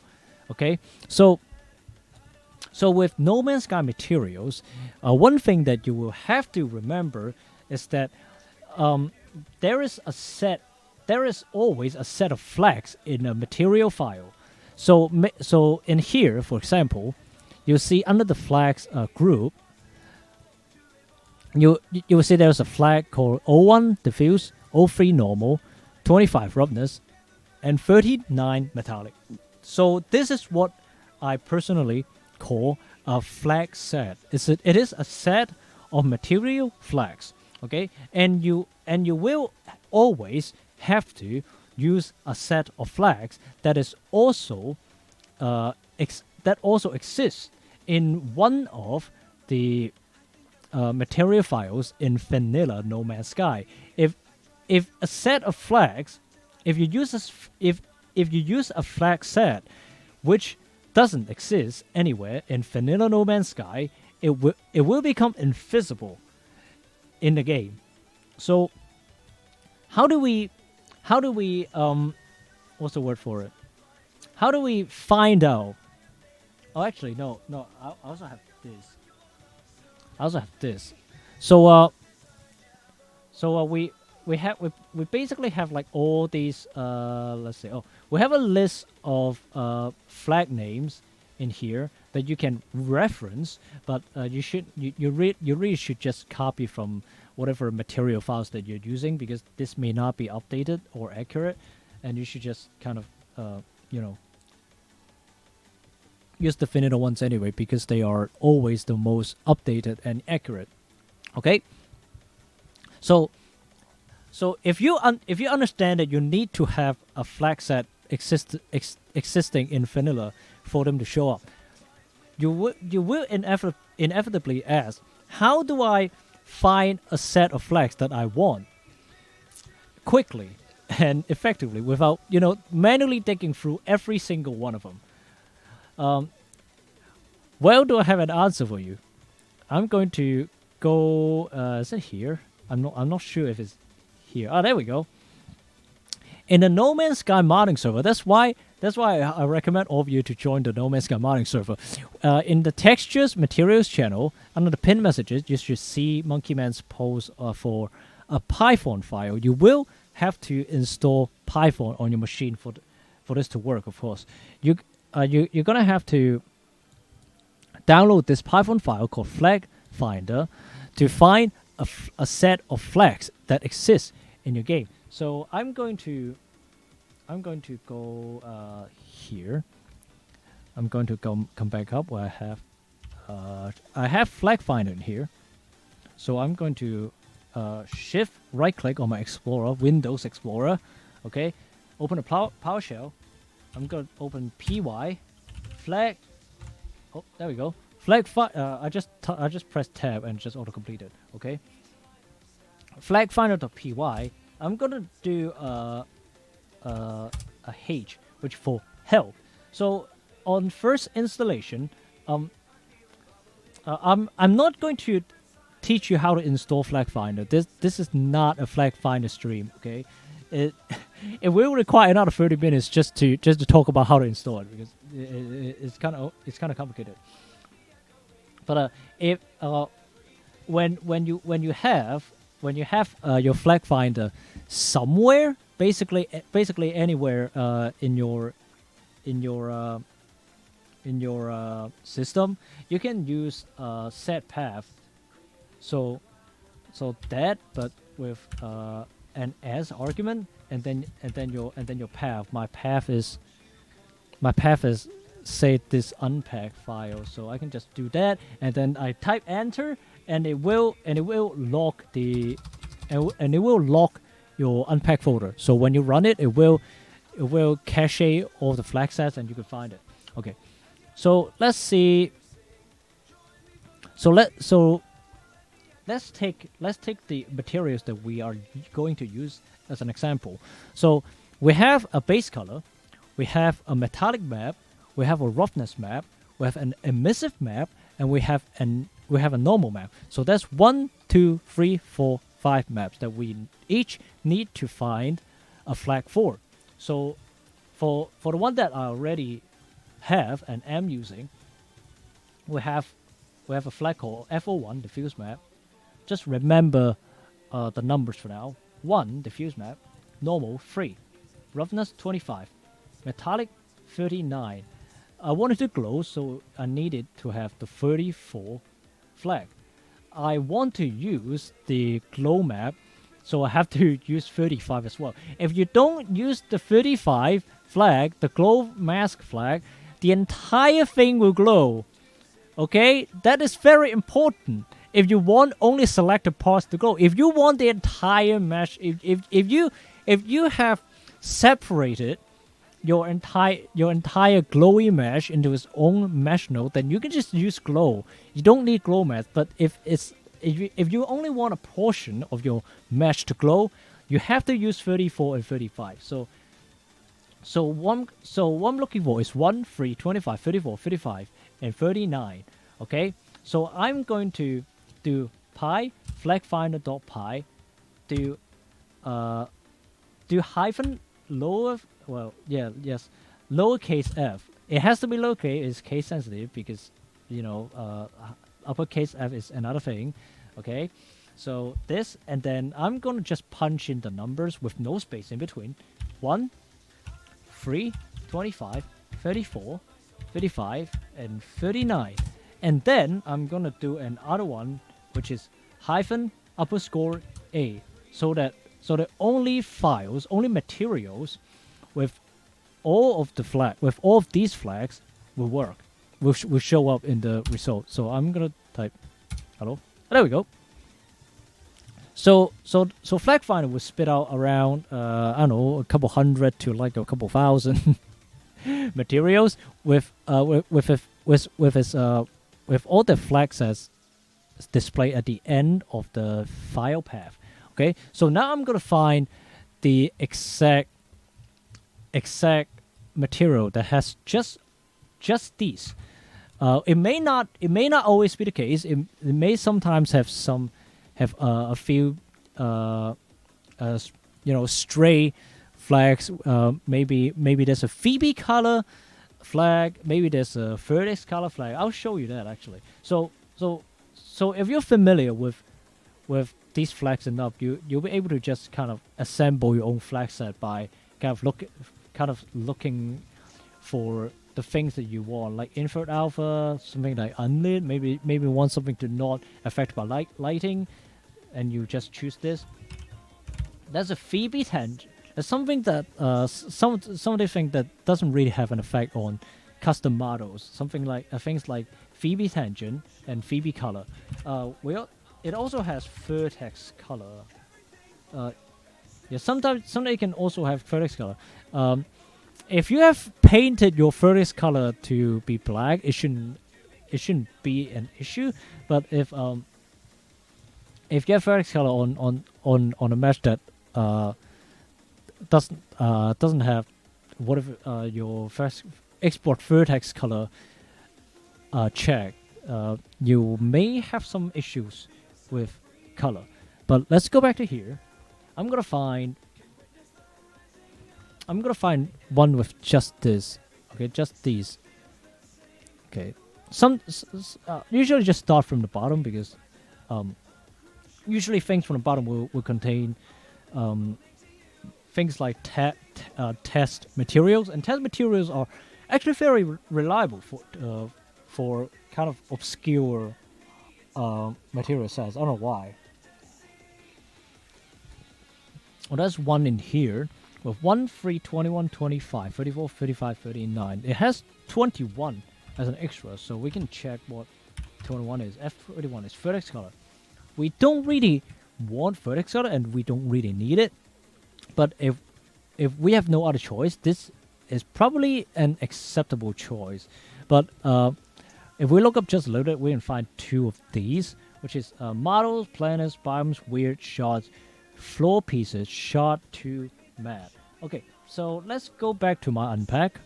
I'm gonna go to models, planets, biomes, weird, shards, floor. Okay, floor shard. Okay, and then that's shot matte. Incredible. Let me just bring up my my ambient compiler here. So I'm gonna click this, and now we can see this entire thing. Yes, diffuse, normal, roughness, glow, glow mask, and metallic mask. So that's basically how you use Flag Finder. You can just use PowerShell and then use it. Okay. Something else that we will need to be extra careful about for either translucent meshes like glass and glowing meshes like this one that we're going to use is material class. There are a couple different material classes. I'm going to close that one. Okay, I'm gonna find. Oh, actually, I'll just use the one as the normal one. So normally for opaque, for opaque materials, you just use the opaque class, and the shader would usually be using Uber shader. Okay, but for things like this is a glass material. It will be using a class that is called translucent.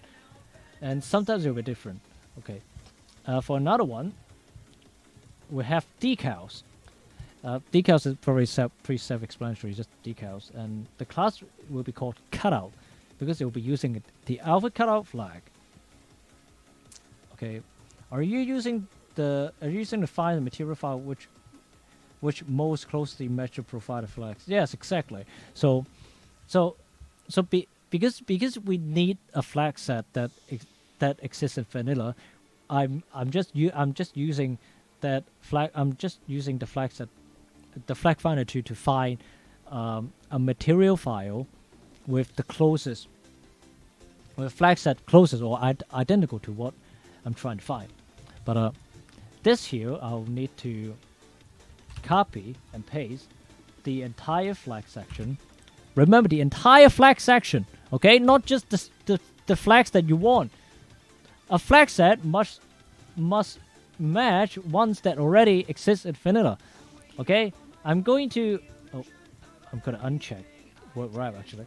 I'm going to copy the class and metamaterial. I don't really know what metamaterial does, but it never hurt to copy it, so I'm gonna do that, okay?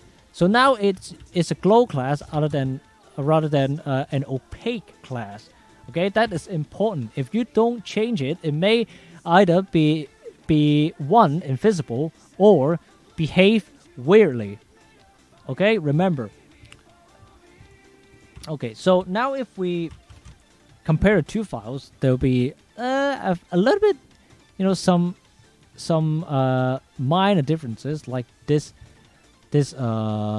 material param fact4, which I should talk about. Material params fact4 kind of multiplies your roughness and metallic mass. Okay, well the y-axis apparently does like normal map stuff, but I've never fucked with it, and you shouldn't fuck with it either. Okay? Just remember that Z changes metallic mass, X changes the roughness map, especially when they do not have roughness or texture or metallic texture maps. Okay, so these two fields are very important when you do not have texture maps for metalness and roughness. And if we scroll down, we will see this thing called G custom params 01 fact 4. This column, or this block of data, is related to the glowing. Okay, so without this, it may not glow properly. So let's copy this entire thing in there. I think the T value represents the what's that? Is the flare? I think it's the flare, right? So if you want this, thing to glow, just remember, copy the glow class. Okay, copy a set of flag that has the glow and glow mask flag in there, and copy this block of code called G custom params 01 fact 4. Okay. Okay. Now I'm going to unfuck my texture names. Okay. There we go. Oh. Okay, there we go. My music's done. I'm sorry. Give me a second. I'm going to. Ooh. Okay, cool. Okay, this you usually do not need to do this. Okay, I have to emphasize, because not a lot of textures have space characters in their names. Okay, I'm just going to leave it here. I'm just gonna tell you guys that, because like it doesn't always happen. Okay. Same for the other two materials, because all three materials here has emissive material. So we'll do that. I'm gonna copy this block.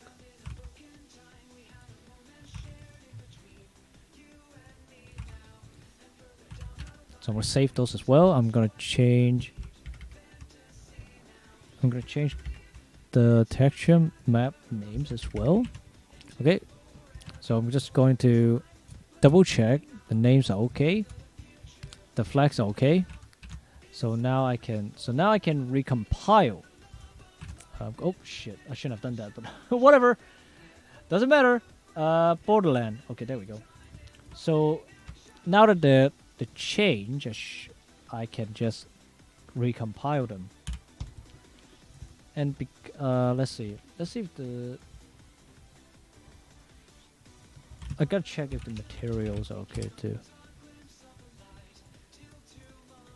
Okay, the materials needs to be renamed, so I'm just changing that as well. Okay, there will be something else that I'll need to change later down the line. So, but currently I will just not do that yet, so that we can get my other things sorted. Flexes, all caps, yes. Now we're matching the drapes with the soul, which is a fancy way of saying I'm gonna basically redo the textures, because textures are complicated. Who would have known? I'm going to pull up the original folder for textures. Oh, actually, I'm going to rename this first, because I'm not a dumbass.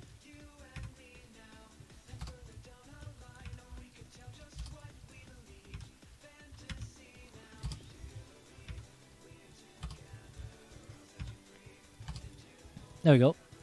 It's all renamed. All good. Also, I'm currently using Photoshop. There is a meme on the internet talked about the morality of using free Adobe software, and I thoroughly agree with that. And if you agree with that, you can use Photoshop as well. But if you don't want to use Photoshop, you can you can use. I would recommend using GIMP. I'm not sure if there are other image programs that can do individual channel manipulation, but if there is, you can use that. Okay. So first up, let's do a base color one. So this base color is pretty good, but you can see on the right there that is 4096 pixels, which is way too big. When you export it, it'll be like 30 megabytes. So don't do that. If you can, don't use 4K textures. It's way too big. Okay. I usually just use 2048. Oh yeah, do not do that. Okay. Control Alternate I to change the image size. 2048. Okay. Okay, now that we've changed it, we can save it. I'm gonna save it. I'm gonna directly override it. There is a tool called NVIDIA Texture Tools Exporter that I'm gonna use. Well, that exists as a plugin for Photoshop, but also exists as its own standalone tool. And there's this thing, this standalone thing. I'm not sure if I have it right now. I do not have it right now. I'm sorry. I'm gonna Google it for you. There we go.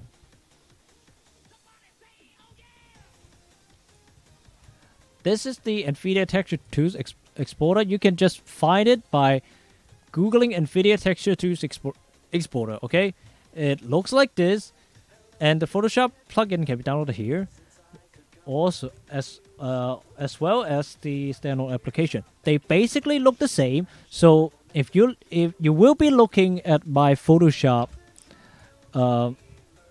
you will be looking at my Photoshop UI right this second, and it basically looks the same as this one. So don't worry if you don't have Photoshop and you want to export something like a TIFF or TGA. Those are, I think, two of the formats that saves the channels individually. You will want that, okay? Well, the CLI tool is included in NMSDK. I think Monkey Man is talking about the flag finder, which is very good news. It is? I have no idea how you use it. I have no idea how you use it. Okay. But let's talk about formats. Okay, there are a lot of formats for DDS that you can use, but we're going to focus on 3 or maybe 4 of them today. There are a lot of formats in here.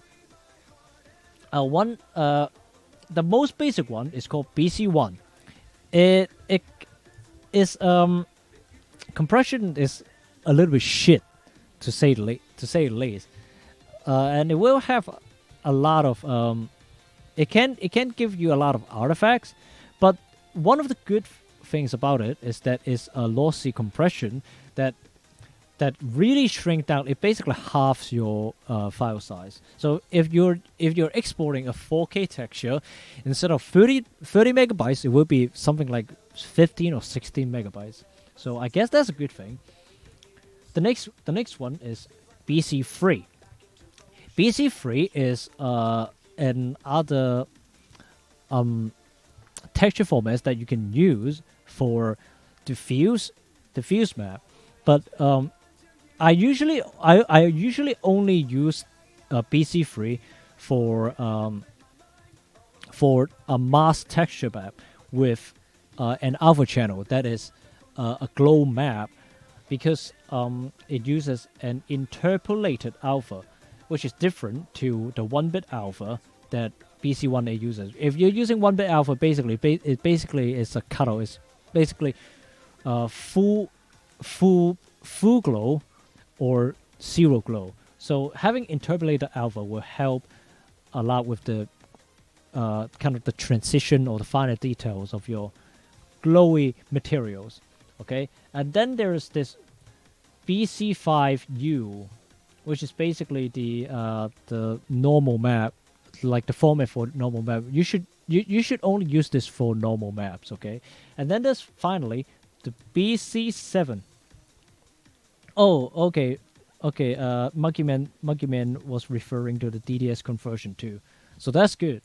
But if you want finer details, you can also use this. But if you want like a more integrated workflow, you can use the CLI in NMSDK as well. So the final format is BC7, which is basically the most complicated format in the BC family. It also exports the best quality compression. If I uncheck the display compress and then like compress it again, it's barely noticeable. It's really very well done. So I almost exclusively use BC7 for base textures. You don't really need to use BC7 for mask texture. I'm not sure it works well with it either, because it's a very well compressed and it can be a little more resource intensive for things like that. So this is a diffuse texture, so I'm going to use BC7. I'm going to save. Okay, I've saved. I think I've saved. Yes, I've saved. Okay, cool. So next I'm going to do let's do the normal map first, because the normal maps are the safest. When you import a DDS, it will just ask you if you want to load other as a standalone channel other than transparency. You should always, when editing textures related to No Man's Sky, you should always check this. There we go. So all of them are 4K. Wow, I don't know why. I'm gonna check on Blender. Just give me a second here.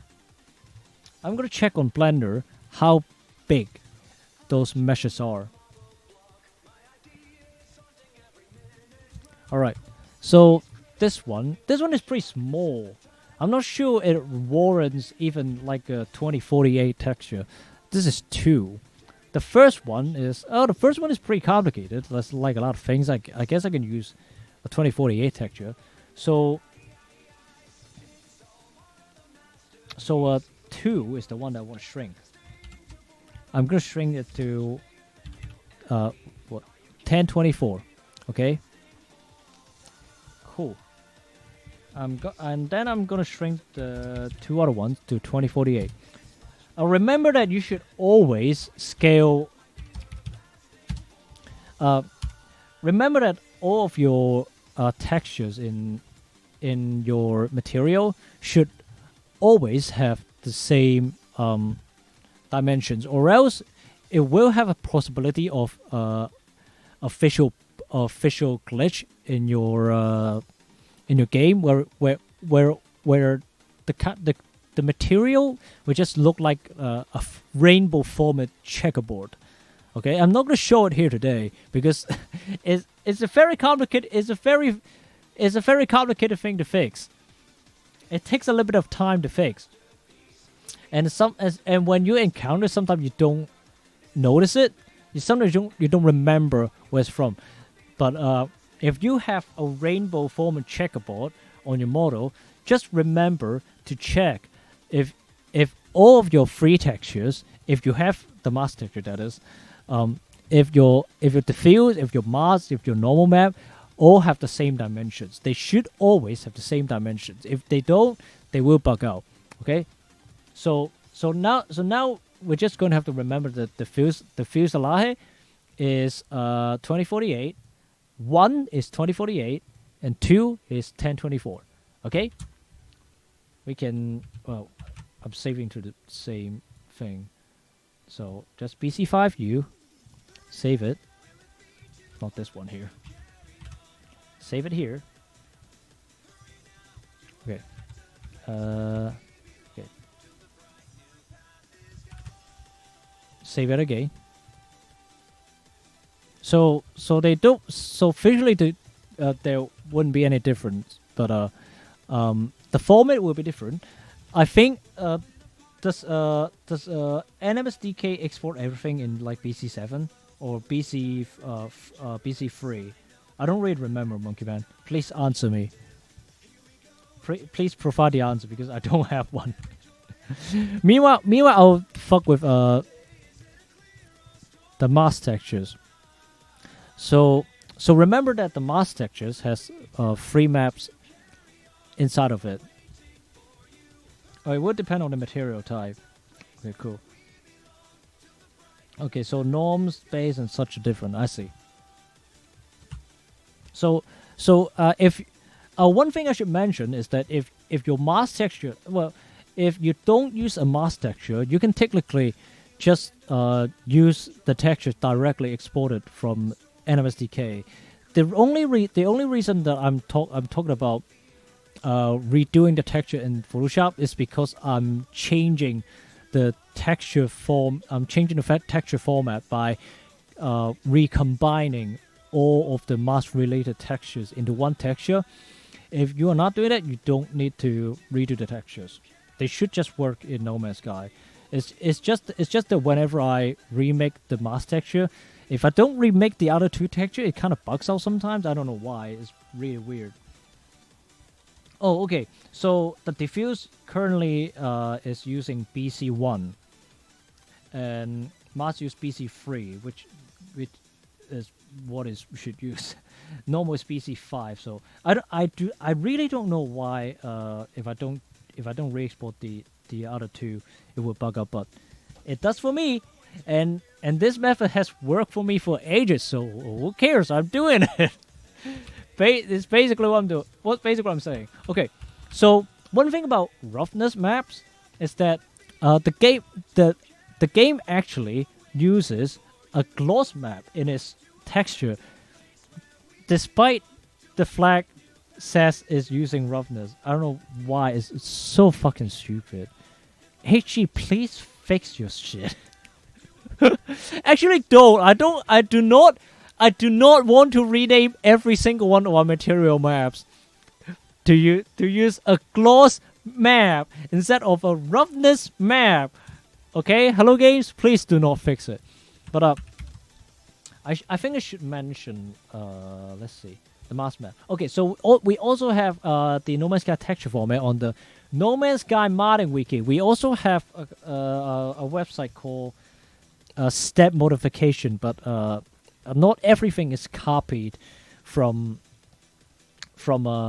the old modding wiki to new site. So we sometimes still, like, especially for materials, we still use the old site. Okay. So for the mask map, we actually have a couple different mask related textures compiled together. So the red channel is for metalness. The metalness doesn't need to be fucked with in any way. We can just copy and paste it.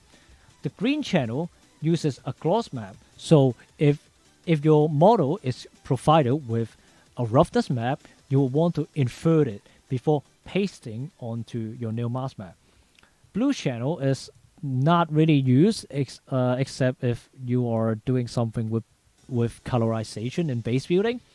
And the alpha channel is for glow mask. So we're going to use the glow mask, the metallic mask, and roughness mask. So let's start with the metal mask.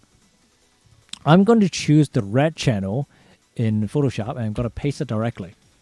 So I've now pasted the red channel, well, the metal mask on the red channel. Okay, that's simple enough to understand. I'm going to select this roughness mask. I'm going to Control I to invert the color so that now it is a gloss mask. I'm going to select the green channel. I'm going to paste it here. So now I paste it. The blue isn't really used, so you can just do fucking nothing with it. But I usually paint it entirely black so that it's easier to compress. And then for the emissive mask, we need to do a little bit more with it because we don't actually need the color. And if we just paste the color in here, it may not look as good. So what I'm going to do is that I'm going to go to Image, Adjustments, Black and White, and basically transform it into a black and white image. I'm going to choose neutral density so that it doesn't matter if the original color is more bluish, reddish, or yellowish. Everything will be kind of in the middle of the road, bright. So now that it's in black and white, I'm going to copy it, and then I'm going to go to channels in the base color texture. I'm gonna press this button to add an alpha channel, and then I'm gonna paste it. Okay, I hope that's understandable. Basically, I'm using the base color texture as like a canvas because it's easy because one, the dimensions are the same, and two, it's just is because it's a color map. We should have all of the RGB channels in there, so it's easier for you to just copy and paste the textures in there. Okay, and now I'm gonna make it into. I'm gonna make it smaller, and then I'm gonna save it into DDS. I'm gonna replace it with. Oh no, that's not it. The fuselage. So I don't want a BC5. I want a BC3. Not a BC3 normal, just a BC3 with interpolated alpha. So now you can see if I display compressed, it has some smooth edges. But if I choose something like BC1A, you can see that the alpha is all messed up because it's using 1-bit alpha. So it's basically all the way on or all the way off. So don't use BC1 if you have a glow map. Oh no, dumbass. Cool. So use normal BC3, and I'm gonna save it. And now it should look like this. Cool, isn't it? Okay. I'm going to. Oh, actually, I think I'm going to do the colors first. So wait, what the fuck? Where's my where are my windows? Where are my windows? Oh, is it because I don't remember what I don't remember what I punched in. I'm so sorry. There we go. Reset works. Who cares? I'm gonna do this first. I think 2 is 1024. This is I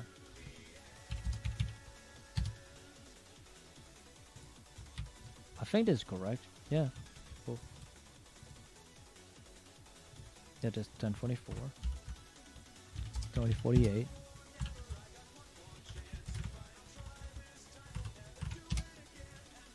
Base. Oh no. Here's a large base color. Remember, save it as BC7.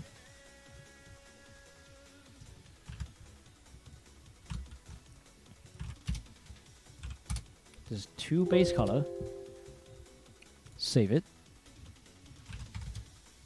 Basically, you just want to have as small as an image as possible because you don't want your file to be too big, but at the same time you want to preserve details. So that's why I usually use 1K or 2K textures. Okay. All right. So now that these are all done, now just need to fix the roughness map. So 1 and 2 roughness maps. Let's do 2 first because I need to remember it's 1024. 2. So base color, emissive, metallic, and roughness. All this. Metallic first. Red channel. Roughness. Invert into gloss. Into the blue channel. Into green channel, sorry. The blue channel goes black. Add an alpha. Image adjustments. Black and white. What's the neutral density? Neutral density. Paste into alpha. Resize. 1024.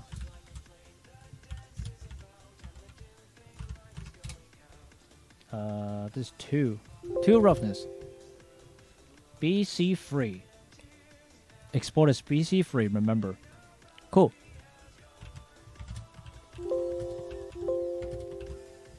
Alright. Finally should be 1. Metallic emissive roughness. Metallic to red.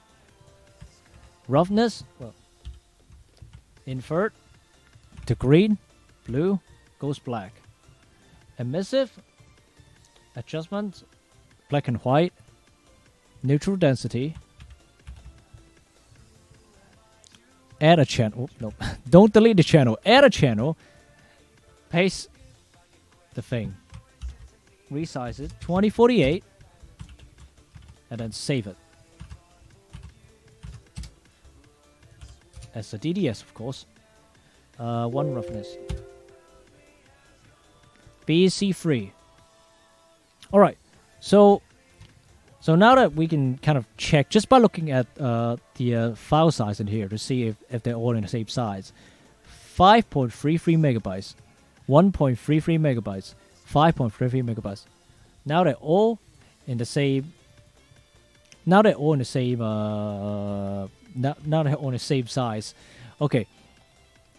So oh yeah. Also make all the file all caps, but NMSDK should do it already, so don't worry about it. Okay, so finally we're gonna put it into the game now. Yeah, so there are a little bit of things that we will need to fix on the exported scene. I don't know why, but not everything works out of the box in this scene. So there are only two things we will need to fix in here. The first one is the cockpit pose locator. We will need to change the name hash to 0. The second one is, let's see, where is it? Oh yeah, the second one is that you should check your exported file path. I don't know why, it just happens sometimes. Give me back my... do you have an engine in here? You do not have an engine in here. Do you have an engine in here? You do have an engine in here. Sometimes NMSDK just don't do custom scenes all too well because it uses the vanilla geometry path. So sometimes it can kind of go a little bit weird if you're doing like a bootleg modify a custom scene that uses a vanilla geometry. But if you're not doing that, don't worry about it. It doesn't concern you, and you can always just change it in Blender as well, if I remember correctly. Yeah. The file path maps sometimes I don't know why. When you import it, the reference path goes to is geometry path for some reason. But you can just fix this in Blender as a user by just copy and pasting the path yourself. So do this and it'll be good. It'll be all good. Don't worry about it. So it should be fixed now. The XD shoot one is fine. The second one that you need to second thing that you need to fix is the interact locator. I do not know why, but the cockpit position and the interact locators need to have 0 as a name hash for them to work flawlessly in game, or else sometimes they can. Let's just say that when you're in first person, you get left behind and your ship just flies on its own, and you don't want that. So if you don't want that, change the name hash to 0. You can change every single name hash to 0, but I mean you don't need to do that. You can do that if you feel that you'll be safer that way. But if you want something, if you want it to absolutely definitely work, just change the copy pose and interact locator's name hash to 0, and yeah, you're basically perfect. And now you just need to, where is it? Where's my? Right, it's not right here. is under textures. These are all recompiled. Just recompile the where's my recompile your scene. And now this should be ready for use. Okay? And now I'm going to copy this folder into my where is it? Where's my Ships of More folder? Oh, it's here. There we go. I'm going to copy and paste this into my Ships of More project folder. Okay. Let's see. Where is it? Okay. Borderland. Okay. So now that it is in here, I can reference it in my vanilla shuttle procedural generation scene, which is what Ships of More itself uses. Okay, this is a Ships of More specific method. This does not necessarily apply to G-ship and any other custom ship mask that may come up in the future. This is only specific to Ships of More. Okay, this is how I personally do things for this one specific mod. Okay, now that we're over this, I'm gonna teach you how to do basically kind of what's the word for it? Menu proctification. Basically, how to make a procedural generation scene within EXML. Okay, so basically we have a parent. We have a locator that encompasses every other thing that we need for ship in the scene. So we have this locator with an underscore as a prefix for the node name. This underscore prefix is mandatory for procedural generation in a scene. So if you don't have that node, this node will not be a procedural generation node. It basically will just be left out of the pool. Okay, and every node that you have an underscore in will be a procgen node. So if you have some node accidentally type as to have an underscore as a prefix, it may not show up in game if you have not set it up properly. Okay, so if for all other nodes, you should just not have underscore at the beginning of the name. Okay, but since this is a procgen node, I'm gonna name it Borderland. Okay. Have you ever noticed any issue with all the nameheads being 0? I have not. I have not. Often being 0 is the safest thing I have ever felt. Doesn't it depend on the scripted file? I'm getting there, okay? I'm getting there. I know how they work. I'm trying to lead into it, okay? I just need to finish this portion first because it is fucking complicated. Okay? Just keep this in mind. Just keep the name of this locator in mind. We're going to come back to it. All right? So let's scroll down and see what else we need. We're going to need a cockpit file, and it comes in the form of an entity file attached to a locator. All right, so I don't currently have a list of canopies, so I'm just gonna search canopy in this file and just do that. Okay, so we have a scientific canopy. When we say canopy, it's just cockpits. It's for the interior, and I think for the class as well. I'm still not sure how ship class is defined, But I think if it uses a scientific cockpit entity file, it will be a scientific class ship. So we have scientific, and then we have fighter. We have fighters as well, which I'm gonna use. I think I'm gonna see which Naboo Starfighter. I think that's the curved one. I'm gonna use the cockpit A for a fighter because that's like kind of like angled and all that, and that looks pretty cool. Nope. Canopy. There are also there are also shuttles. There are also shuttle cockpits. Is that Royal? Oh, there isn't Royal because exotics use fucking uses fucking science class ships. So there are also drop ships, which is I don't remember what it's called in game. I'm sorry about that.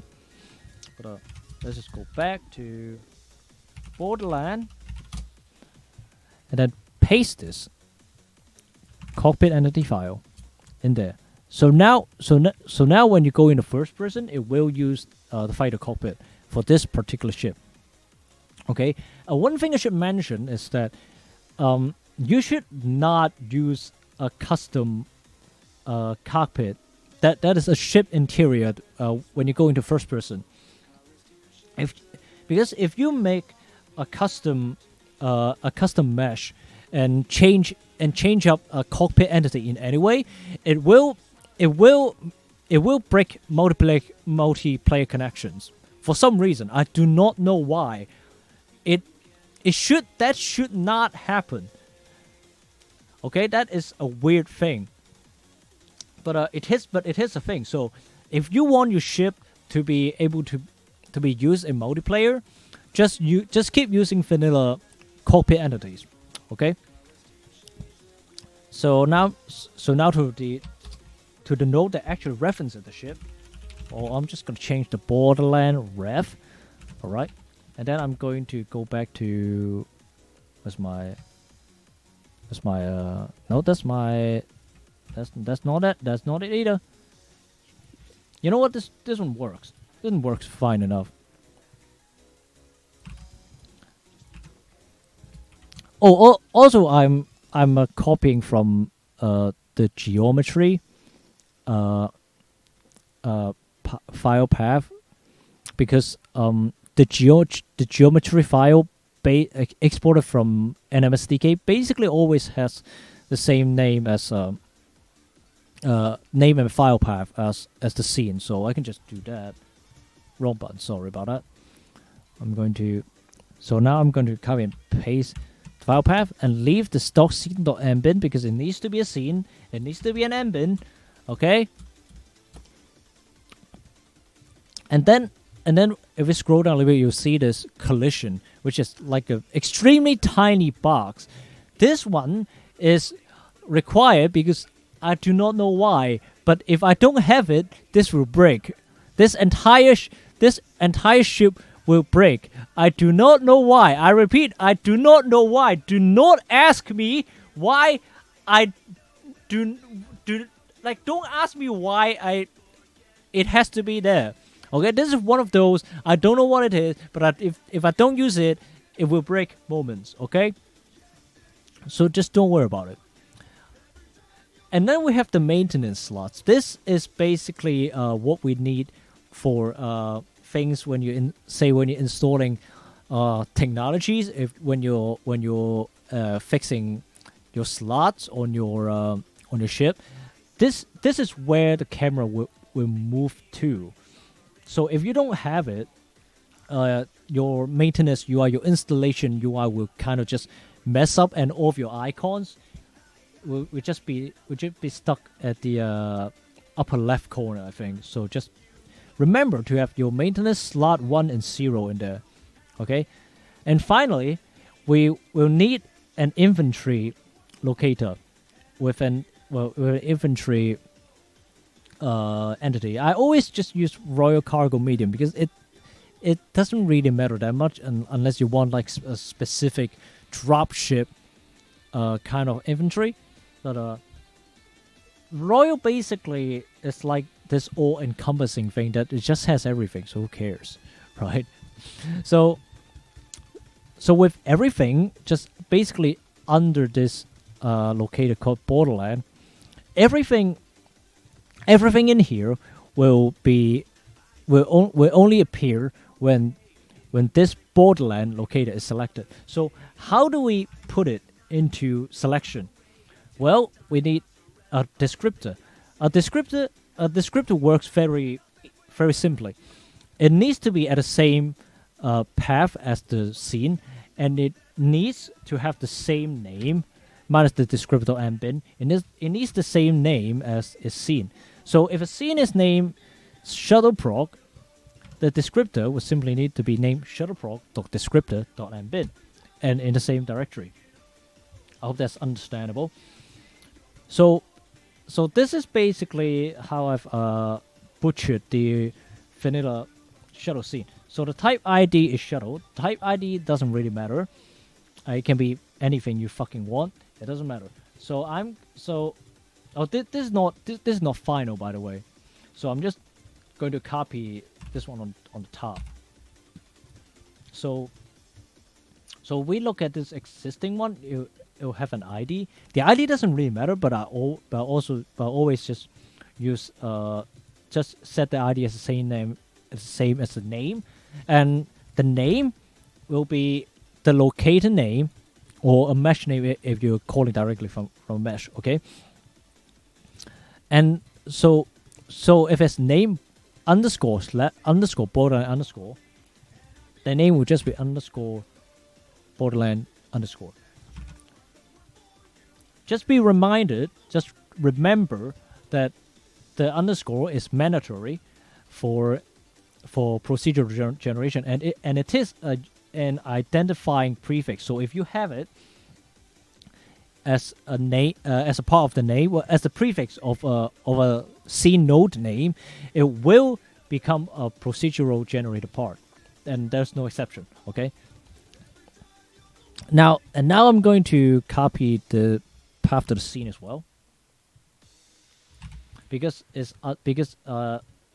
for some reason No Man's Sky needs you to list everything that is referenced in a procedural generated scene. I don't know why. Do not ask me.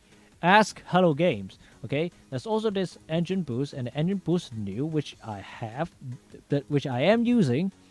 Okay, in the ship. So it will need to be put in the reference path as well. There's also the ship gun, which I've already told you guys that has been replaced by ext_shoot locator. So don't worry about it. So this is the manual method to do it. But if you are using, let's see, if you are using, wow, this is fucked. If you are using ships of war, you can also just use the ships of war collections lure to basically generate everything. So this thing is called Borderland, right? So I'm just going to, oops, shit the bed. I'm going to call this Borderland as well. So its ID is going to be, it's ships of war collections ID. It is completely unrelated to anything else that we've worked so far. Let's block comment this. So I have this custom collection called test, right? So I'm gonna use this test collection up top in here, and this collection only has the entry Borderland. So now it's only going to put this Borderland ship into the spawn pool. I hope that's understandable. Like, because that's the wrong place. There we go. So I'm gonna copy the name in here, the scene name in this field, okay, and I'm going to copy the collection entry ID, Borderland, in here. And finally, I'm gonna copy the path to the seed to here. So now we have a ships of more ship entry called Borderland with its name here and its file path in here and its reference here in a text collection, and I'm using text collection. So now basically like all shuttles will be this Borderland ship. I hope that's I hope that is understandable. That is basically all we have to do. Okay? Well, I mean if we're like fixing shit, if we're like adding things to everything else, like I would also add this to the existing master list as well. So this is what I do. Okay, but now it should work. Okay, now that if I run everything through AMOMS, it should work. Okay, this is the one that's already in MassScript. I'm just gonna run it.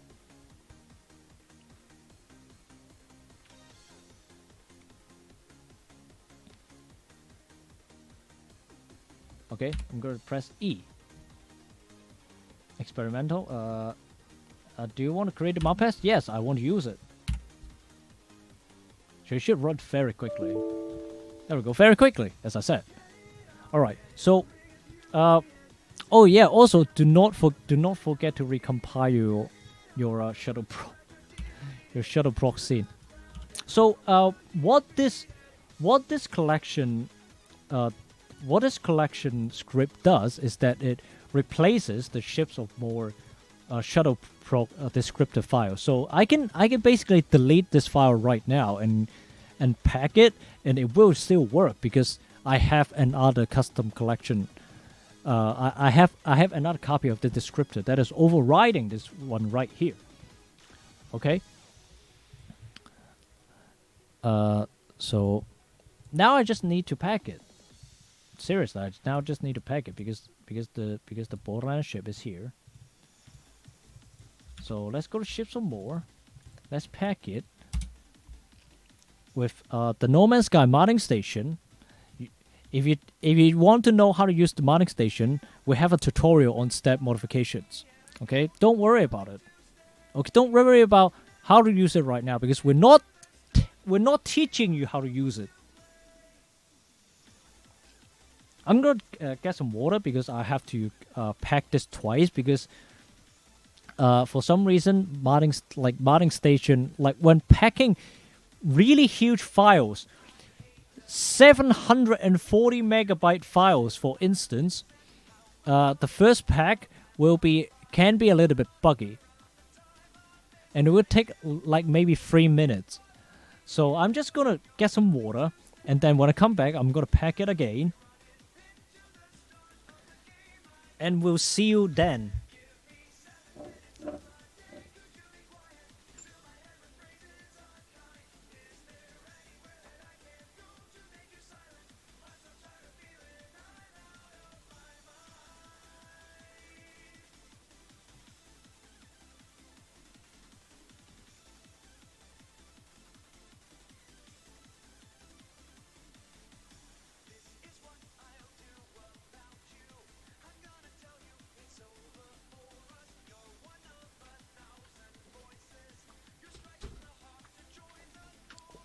See, the first one is done. Let's pack it a second time. And now it's 750 megabytes. Because we have like 80 ships in this pack.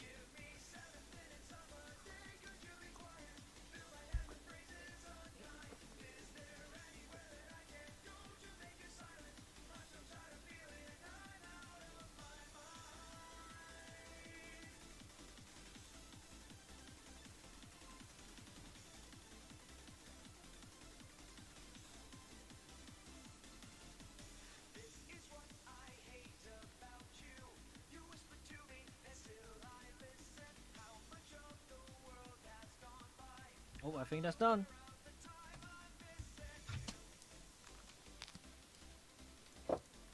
Alright, and Monkey Man has found the issue with cylinder collisions, and that should be fixed in next release of No Man's Sky development kit. Okay, so now we have this done, packed. I'm gonna copy this to my MOS folder. If I open my MOS folder, we should see custom collection in here, and my ships are more in here. You can see that the file names are specifically designed so the ships or more have an underscore, and the custom collection has a tilde, because because they make a tilde will make it have priority over the original pack. So the descriptive file can override the originals. Okay, same with G ship. It overrides both of them. Okay. So now it should work. No Man's Sky, not Payday. I played Payday today. I played it for so long that I kind of just forgot that I have this stream. So and I also forgot to eat because of it. I am a very healthy person.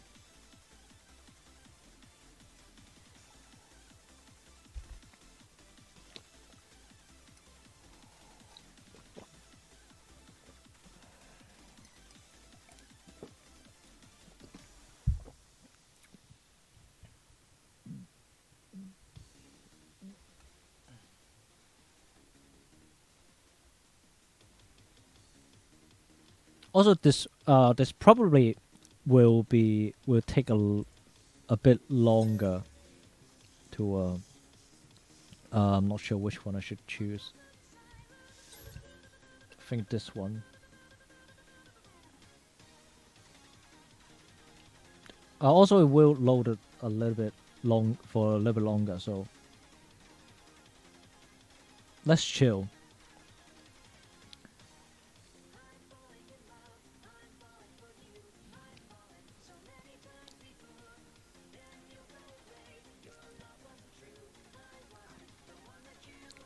Wow, the black one really goes on.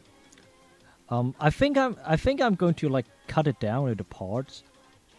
If not parts, then like one shorter video, because it's going to 3 fucking hours. And I don't think people will watch 3 hours of me just stuttering and mumbling.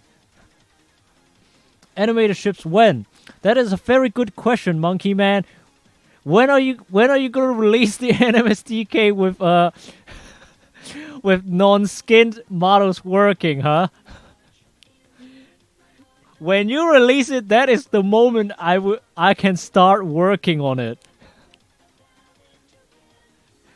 Because I have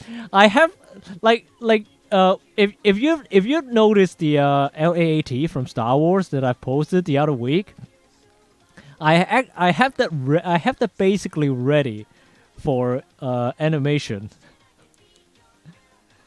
Wait, that's what you wait, that's the one that's working? Holy shit, that is gonna start working on this fucking soon. Hell yeah. But yeah, I had the LAT doors set up so that I can just basically start working on it when you have that released. Oh, skin. Oh, wait. Okay, so skinned meshes are fucked. Okay, I see. Yeah, I still have no idea what any of those means, by the way. Like, I'm not going to pretend I know what skinned means. But I just know that if you don't work with it correctly, they become some sort of god trash. And I have a rational fear towards them.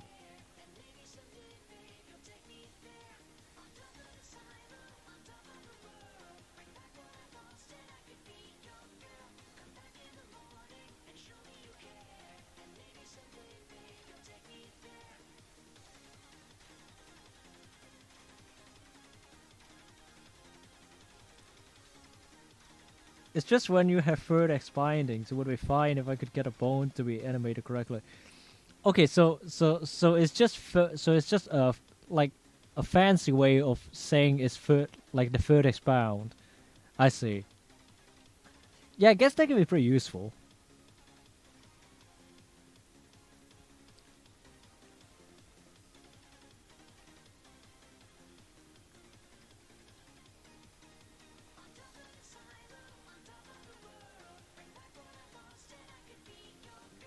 Right, right. You in Blender you can only bind mesh vertex to bones and not empties.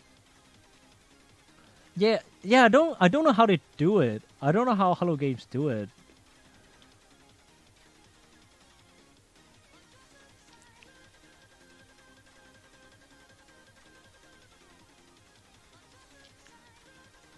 Is there a way to like calculate so you I don't even know, I don't even know how to I don't even know how to say it anymore.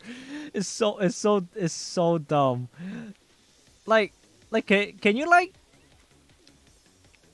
do some really complex calculations so that it kind of just like the vertex binds to like the origin point of a bone, because bones has like two ends, right? Oh, there we go. Yeah, baby. I keep forgetting my own ship is a shuttle as well. So here it is. Let's see if the okay. Yeah, as you can see, well, the scale is a little bit big, but I don't think that's a bad thing necessarily. I can shrink it down if I want, but I feel like it's pretty good. Oh, that's basically what you need to do, man. That's I am not envy. I am not envious to what you need to do, man. Jesus Christ. But yeah, you can see the primitives working very well. The oh, okay, yep. Wait, what? What the fuck? Wait, what? Oh shit! What the fuck? What the fuck? Wait, what? What the hell? What the hell's? What the hell's? What? Oh, oh, that's. I'm not sure what's happening, because these work well. I'm pretty sure this just like the yeah this is just the top. This is just the top mesh of the fuselage. Yeah, dude, it looks so cool. This is what 3 hours of work gets you. It normally only takes me about an hour and a half to do shit like this, but like because I have to mention so many things. But if I go into photo mode, you can see that. Well, I'm going to make it nighttime. You can see the trails kind of just going out of the glow so well, and also the engine, which I modified specifically for ships of more. You can copy it yourself, but I'm not giving it to you. And also the contrails, which only exist on planets. Yeah, and you can see when the glow map is configured in material properly. You can see that they actually kind of glow. You can see how it blooms in here as well. Right, so that's the effect of the glow map. Right? If you don't have that configured properly, it will kind of fuck up and just not glow at all. Let's go to space. Oh, there we go. All right. So let's take a look and see if the other things look okay. I think the metalness look okay. The metalness look fine in here. I think the roughness is correct as well. Right. Yeah, so basically you just have to like look at it in game and see if it looks okay. Oh, also when you're flying, you can go straight through your ship. I do not know why. It's like, as I said, collision do not apply when you are flying the ship. All right. Also, let's see. Let me shoot. Let me shoot a bullet. Oh yeah. Also, I'm using Sean. The bullets are the bullets are Sean's face, but you can see from the glow that it's coming out from right inside this tube. Right. So it means that the locator is working. Oh, also I need to. Oh no. Let me change up the music again as well. Oh, I accidentally took a picture. It's so beautiful, okay? I can't help but take a picture. Alright? So yeah, the ship is fully working in No Man's Sky. Now I'm gonna test it. In basically, it's kind of basically a stress test. What do you mean no outpost file? What the hell? What do you mean? Oh, bugger off. Give me a second here. Oh, this is an abandoned system, this one. Big idiot brain.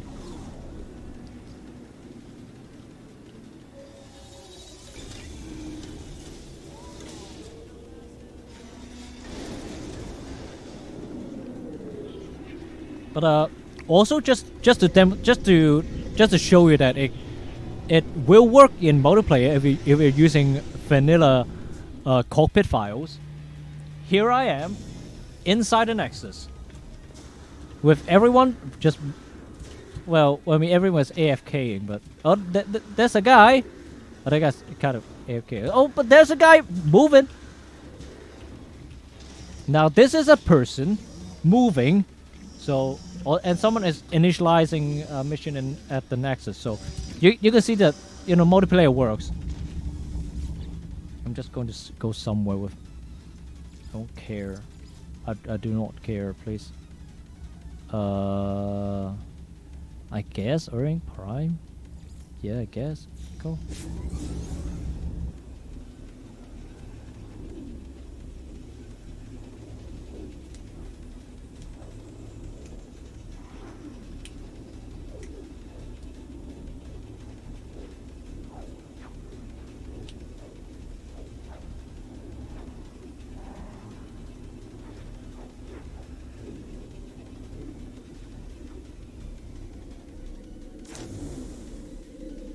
Here we are.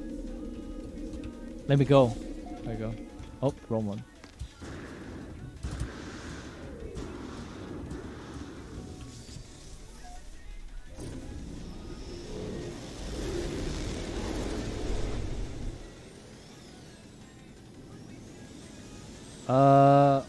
I need an outpost, so let me scan for an outpost. There we go.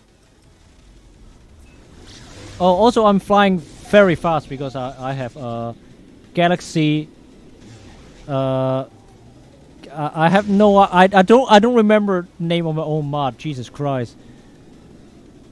The Galaxy S Flight Ultra. It's a play on the Samsung phones and shit because it sounds funny. Okay. Oh, there we go. Look at the sky. Yeah, baby. Yep. So I'm also using the Ships of More add-on. Give me shuttles or give me dev, which basically makes every single spaceship in the wild into a shuttle. So it will spawn in the wild. So this is the stress test I'm talking about. Basically, if your ship, if the collision has have triangles that are too small, those in your mesh collision, the game will crash when it's trying to spawn the fucking spaceship, okay, in the wild. So basically, it's basically showing that this works, and also that this is a little bit too big, and I need to shrink it down. Like, this is way too fucking big. I'm gonna shrink it down maybe like twice or something. So let's just Alt F4 out of the game, where I'm gonna show you a neat trick. Which is not here, which is in here. Remember when I said the cockpit pose like scale like inversely with your with with the scale you put in? This is what we're going to exploit. Okay, this is not a This is not a method I uh, I condone, by the way, because because ships in the wild may not scale it the same way. It doesn't look very well. See ya, Monkey Man.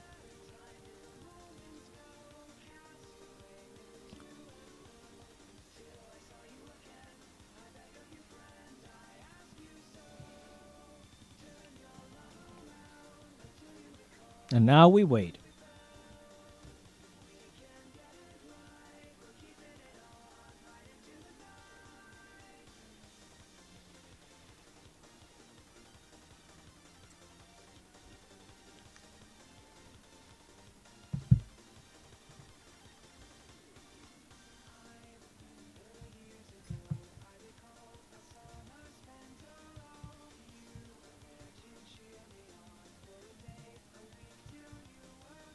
All right, there we go. Let's see if it worked. I think it will. It should, at least.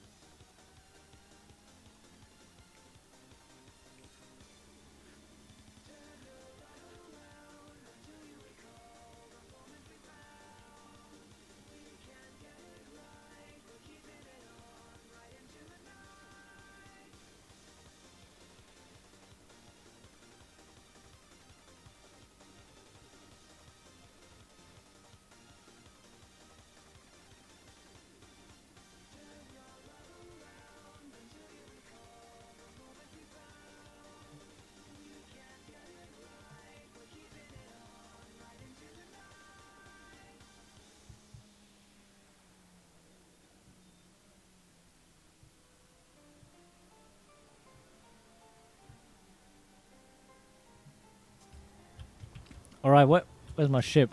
Oh, actually, it didn't work. Wow, that's very strange.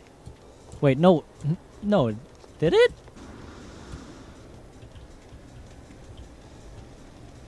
Hmm. I feel like it worked a little bit. That's strange. All right. Anyway, I'm gonna. I may have misremember some stuff. I probably didn't. Well, oh no, no. I'm no because I'm a dumbass. We fucking changed the wrong. We changed the wrong. Fucking. I'm a dumbass. Okay, cool. Whatever, dude. Give me a sec. Give me a second. I have to actually change the one in the ships of more. Peg. That is why. There we go. Yeah, baby. Let me just pack it again. What an idiot.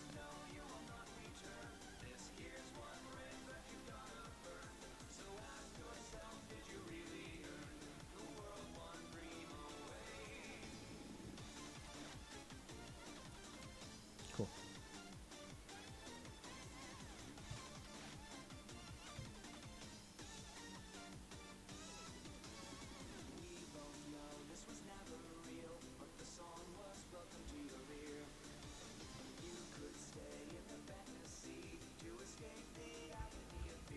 Alright, let's try again. It will work this time, I promise.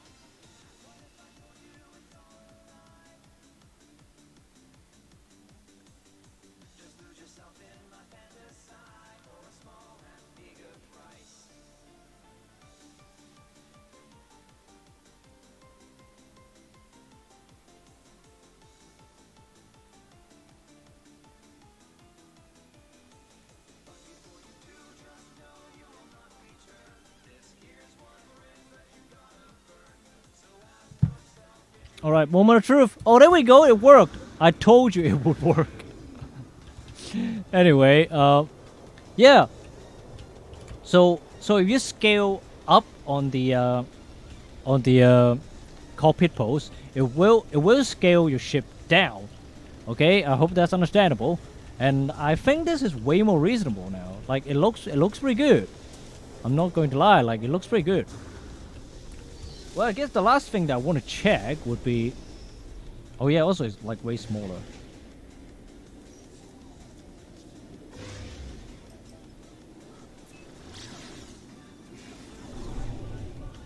Oh, way more maneuverable. Let's try that.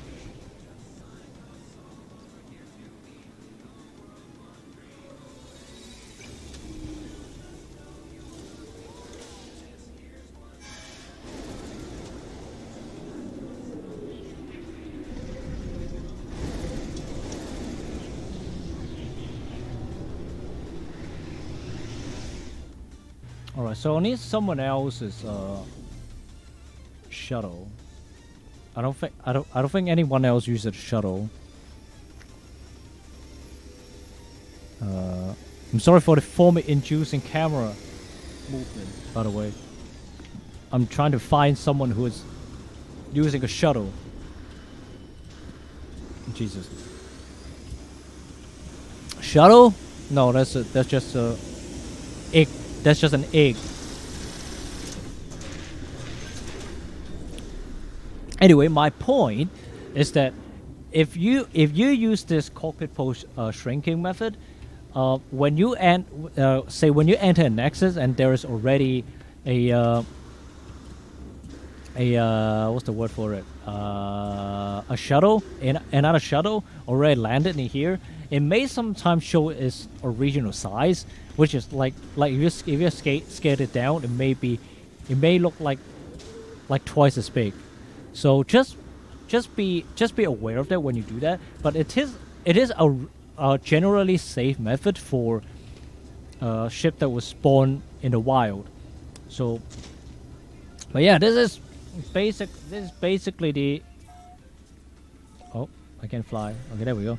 But yeah, this is basically the entire tutorial on how to convert a ship to for No Man's Sky use. And if you have any questions after the fact, you're again very welcome to join our modding Discord. Oh shit, the bit. Join the modding Discord. And here, with the link that I'm going to shoot out right now. Okay. Oh, I'll just type Discord actually.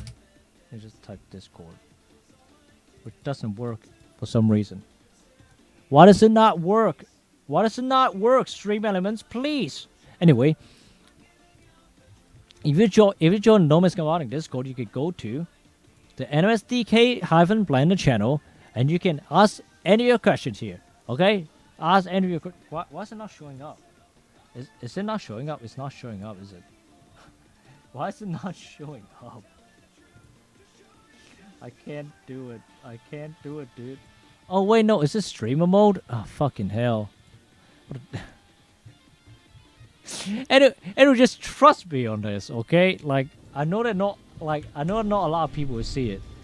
I don't really care, but yeah, this like if you have any question, just ask it on Discord, and we'll answer you as soon as we can, and according to our ability. But yeah, it like this ship like interact with the light sources completely fine. This is what happens when you configure your ship properly with the right material, with right textures. It just works. Okay, so thank you all for watching. If you did watch this entire 3 hours of stream, as I said, I may cut it down because like this, I know there's a lot of stuttering and mumbling in here and there because I didn't have my coffee. But yeah, thank you for watching. I'm gonna show you. I'm gonna switch to stream ending now. My final message. Goodbye.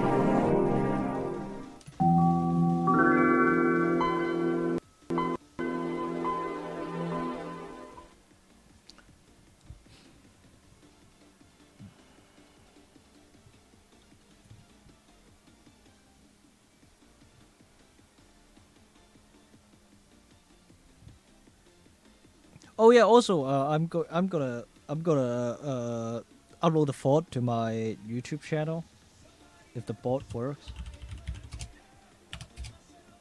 Yeah, it works. Why did the Discord one not work? What the fuck? What the fuck, stream elements? What the hell? I made the command, dude. Oh, is it modding? Oh, it is. Join the NMS modding Discord. Thank you. Jesus Christ. But yeah, the stream archive is in the link right there. Oh, the chat is not actually in here. I don't know why. I guess it doesn't matter. I should set one up in place of there or something. I don't know. Okay, I'm gonna go now because I need to wash dishes and go to sleep. All that jazz. All right, fuck off now.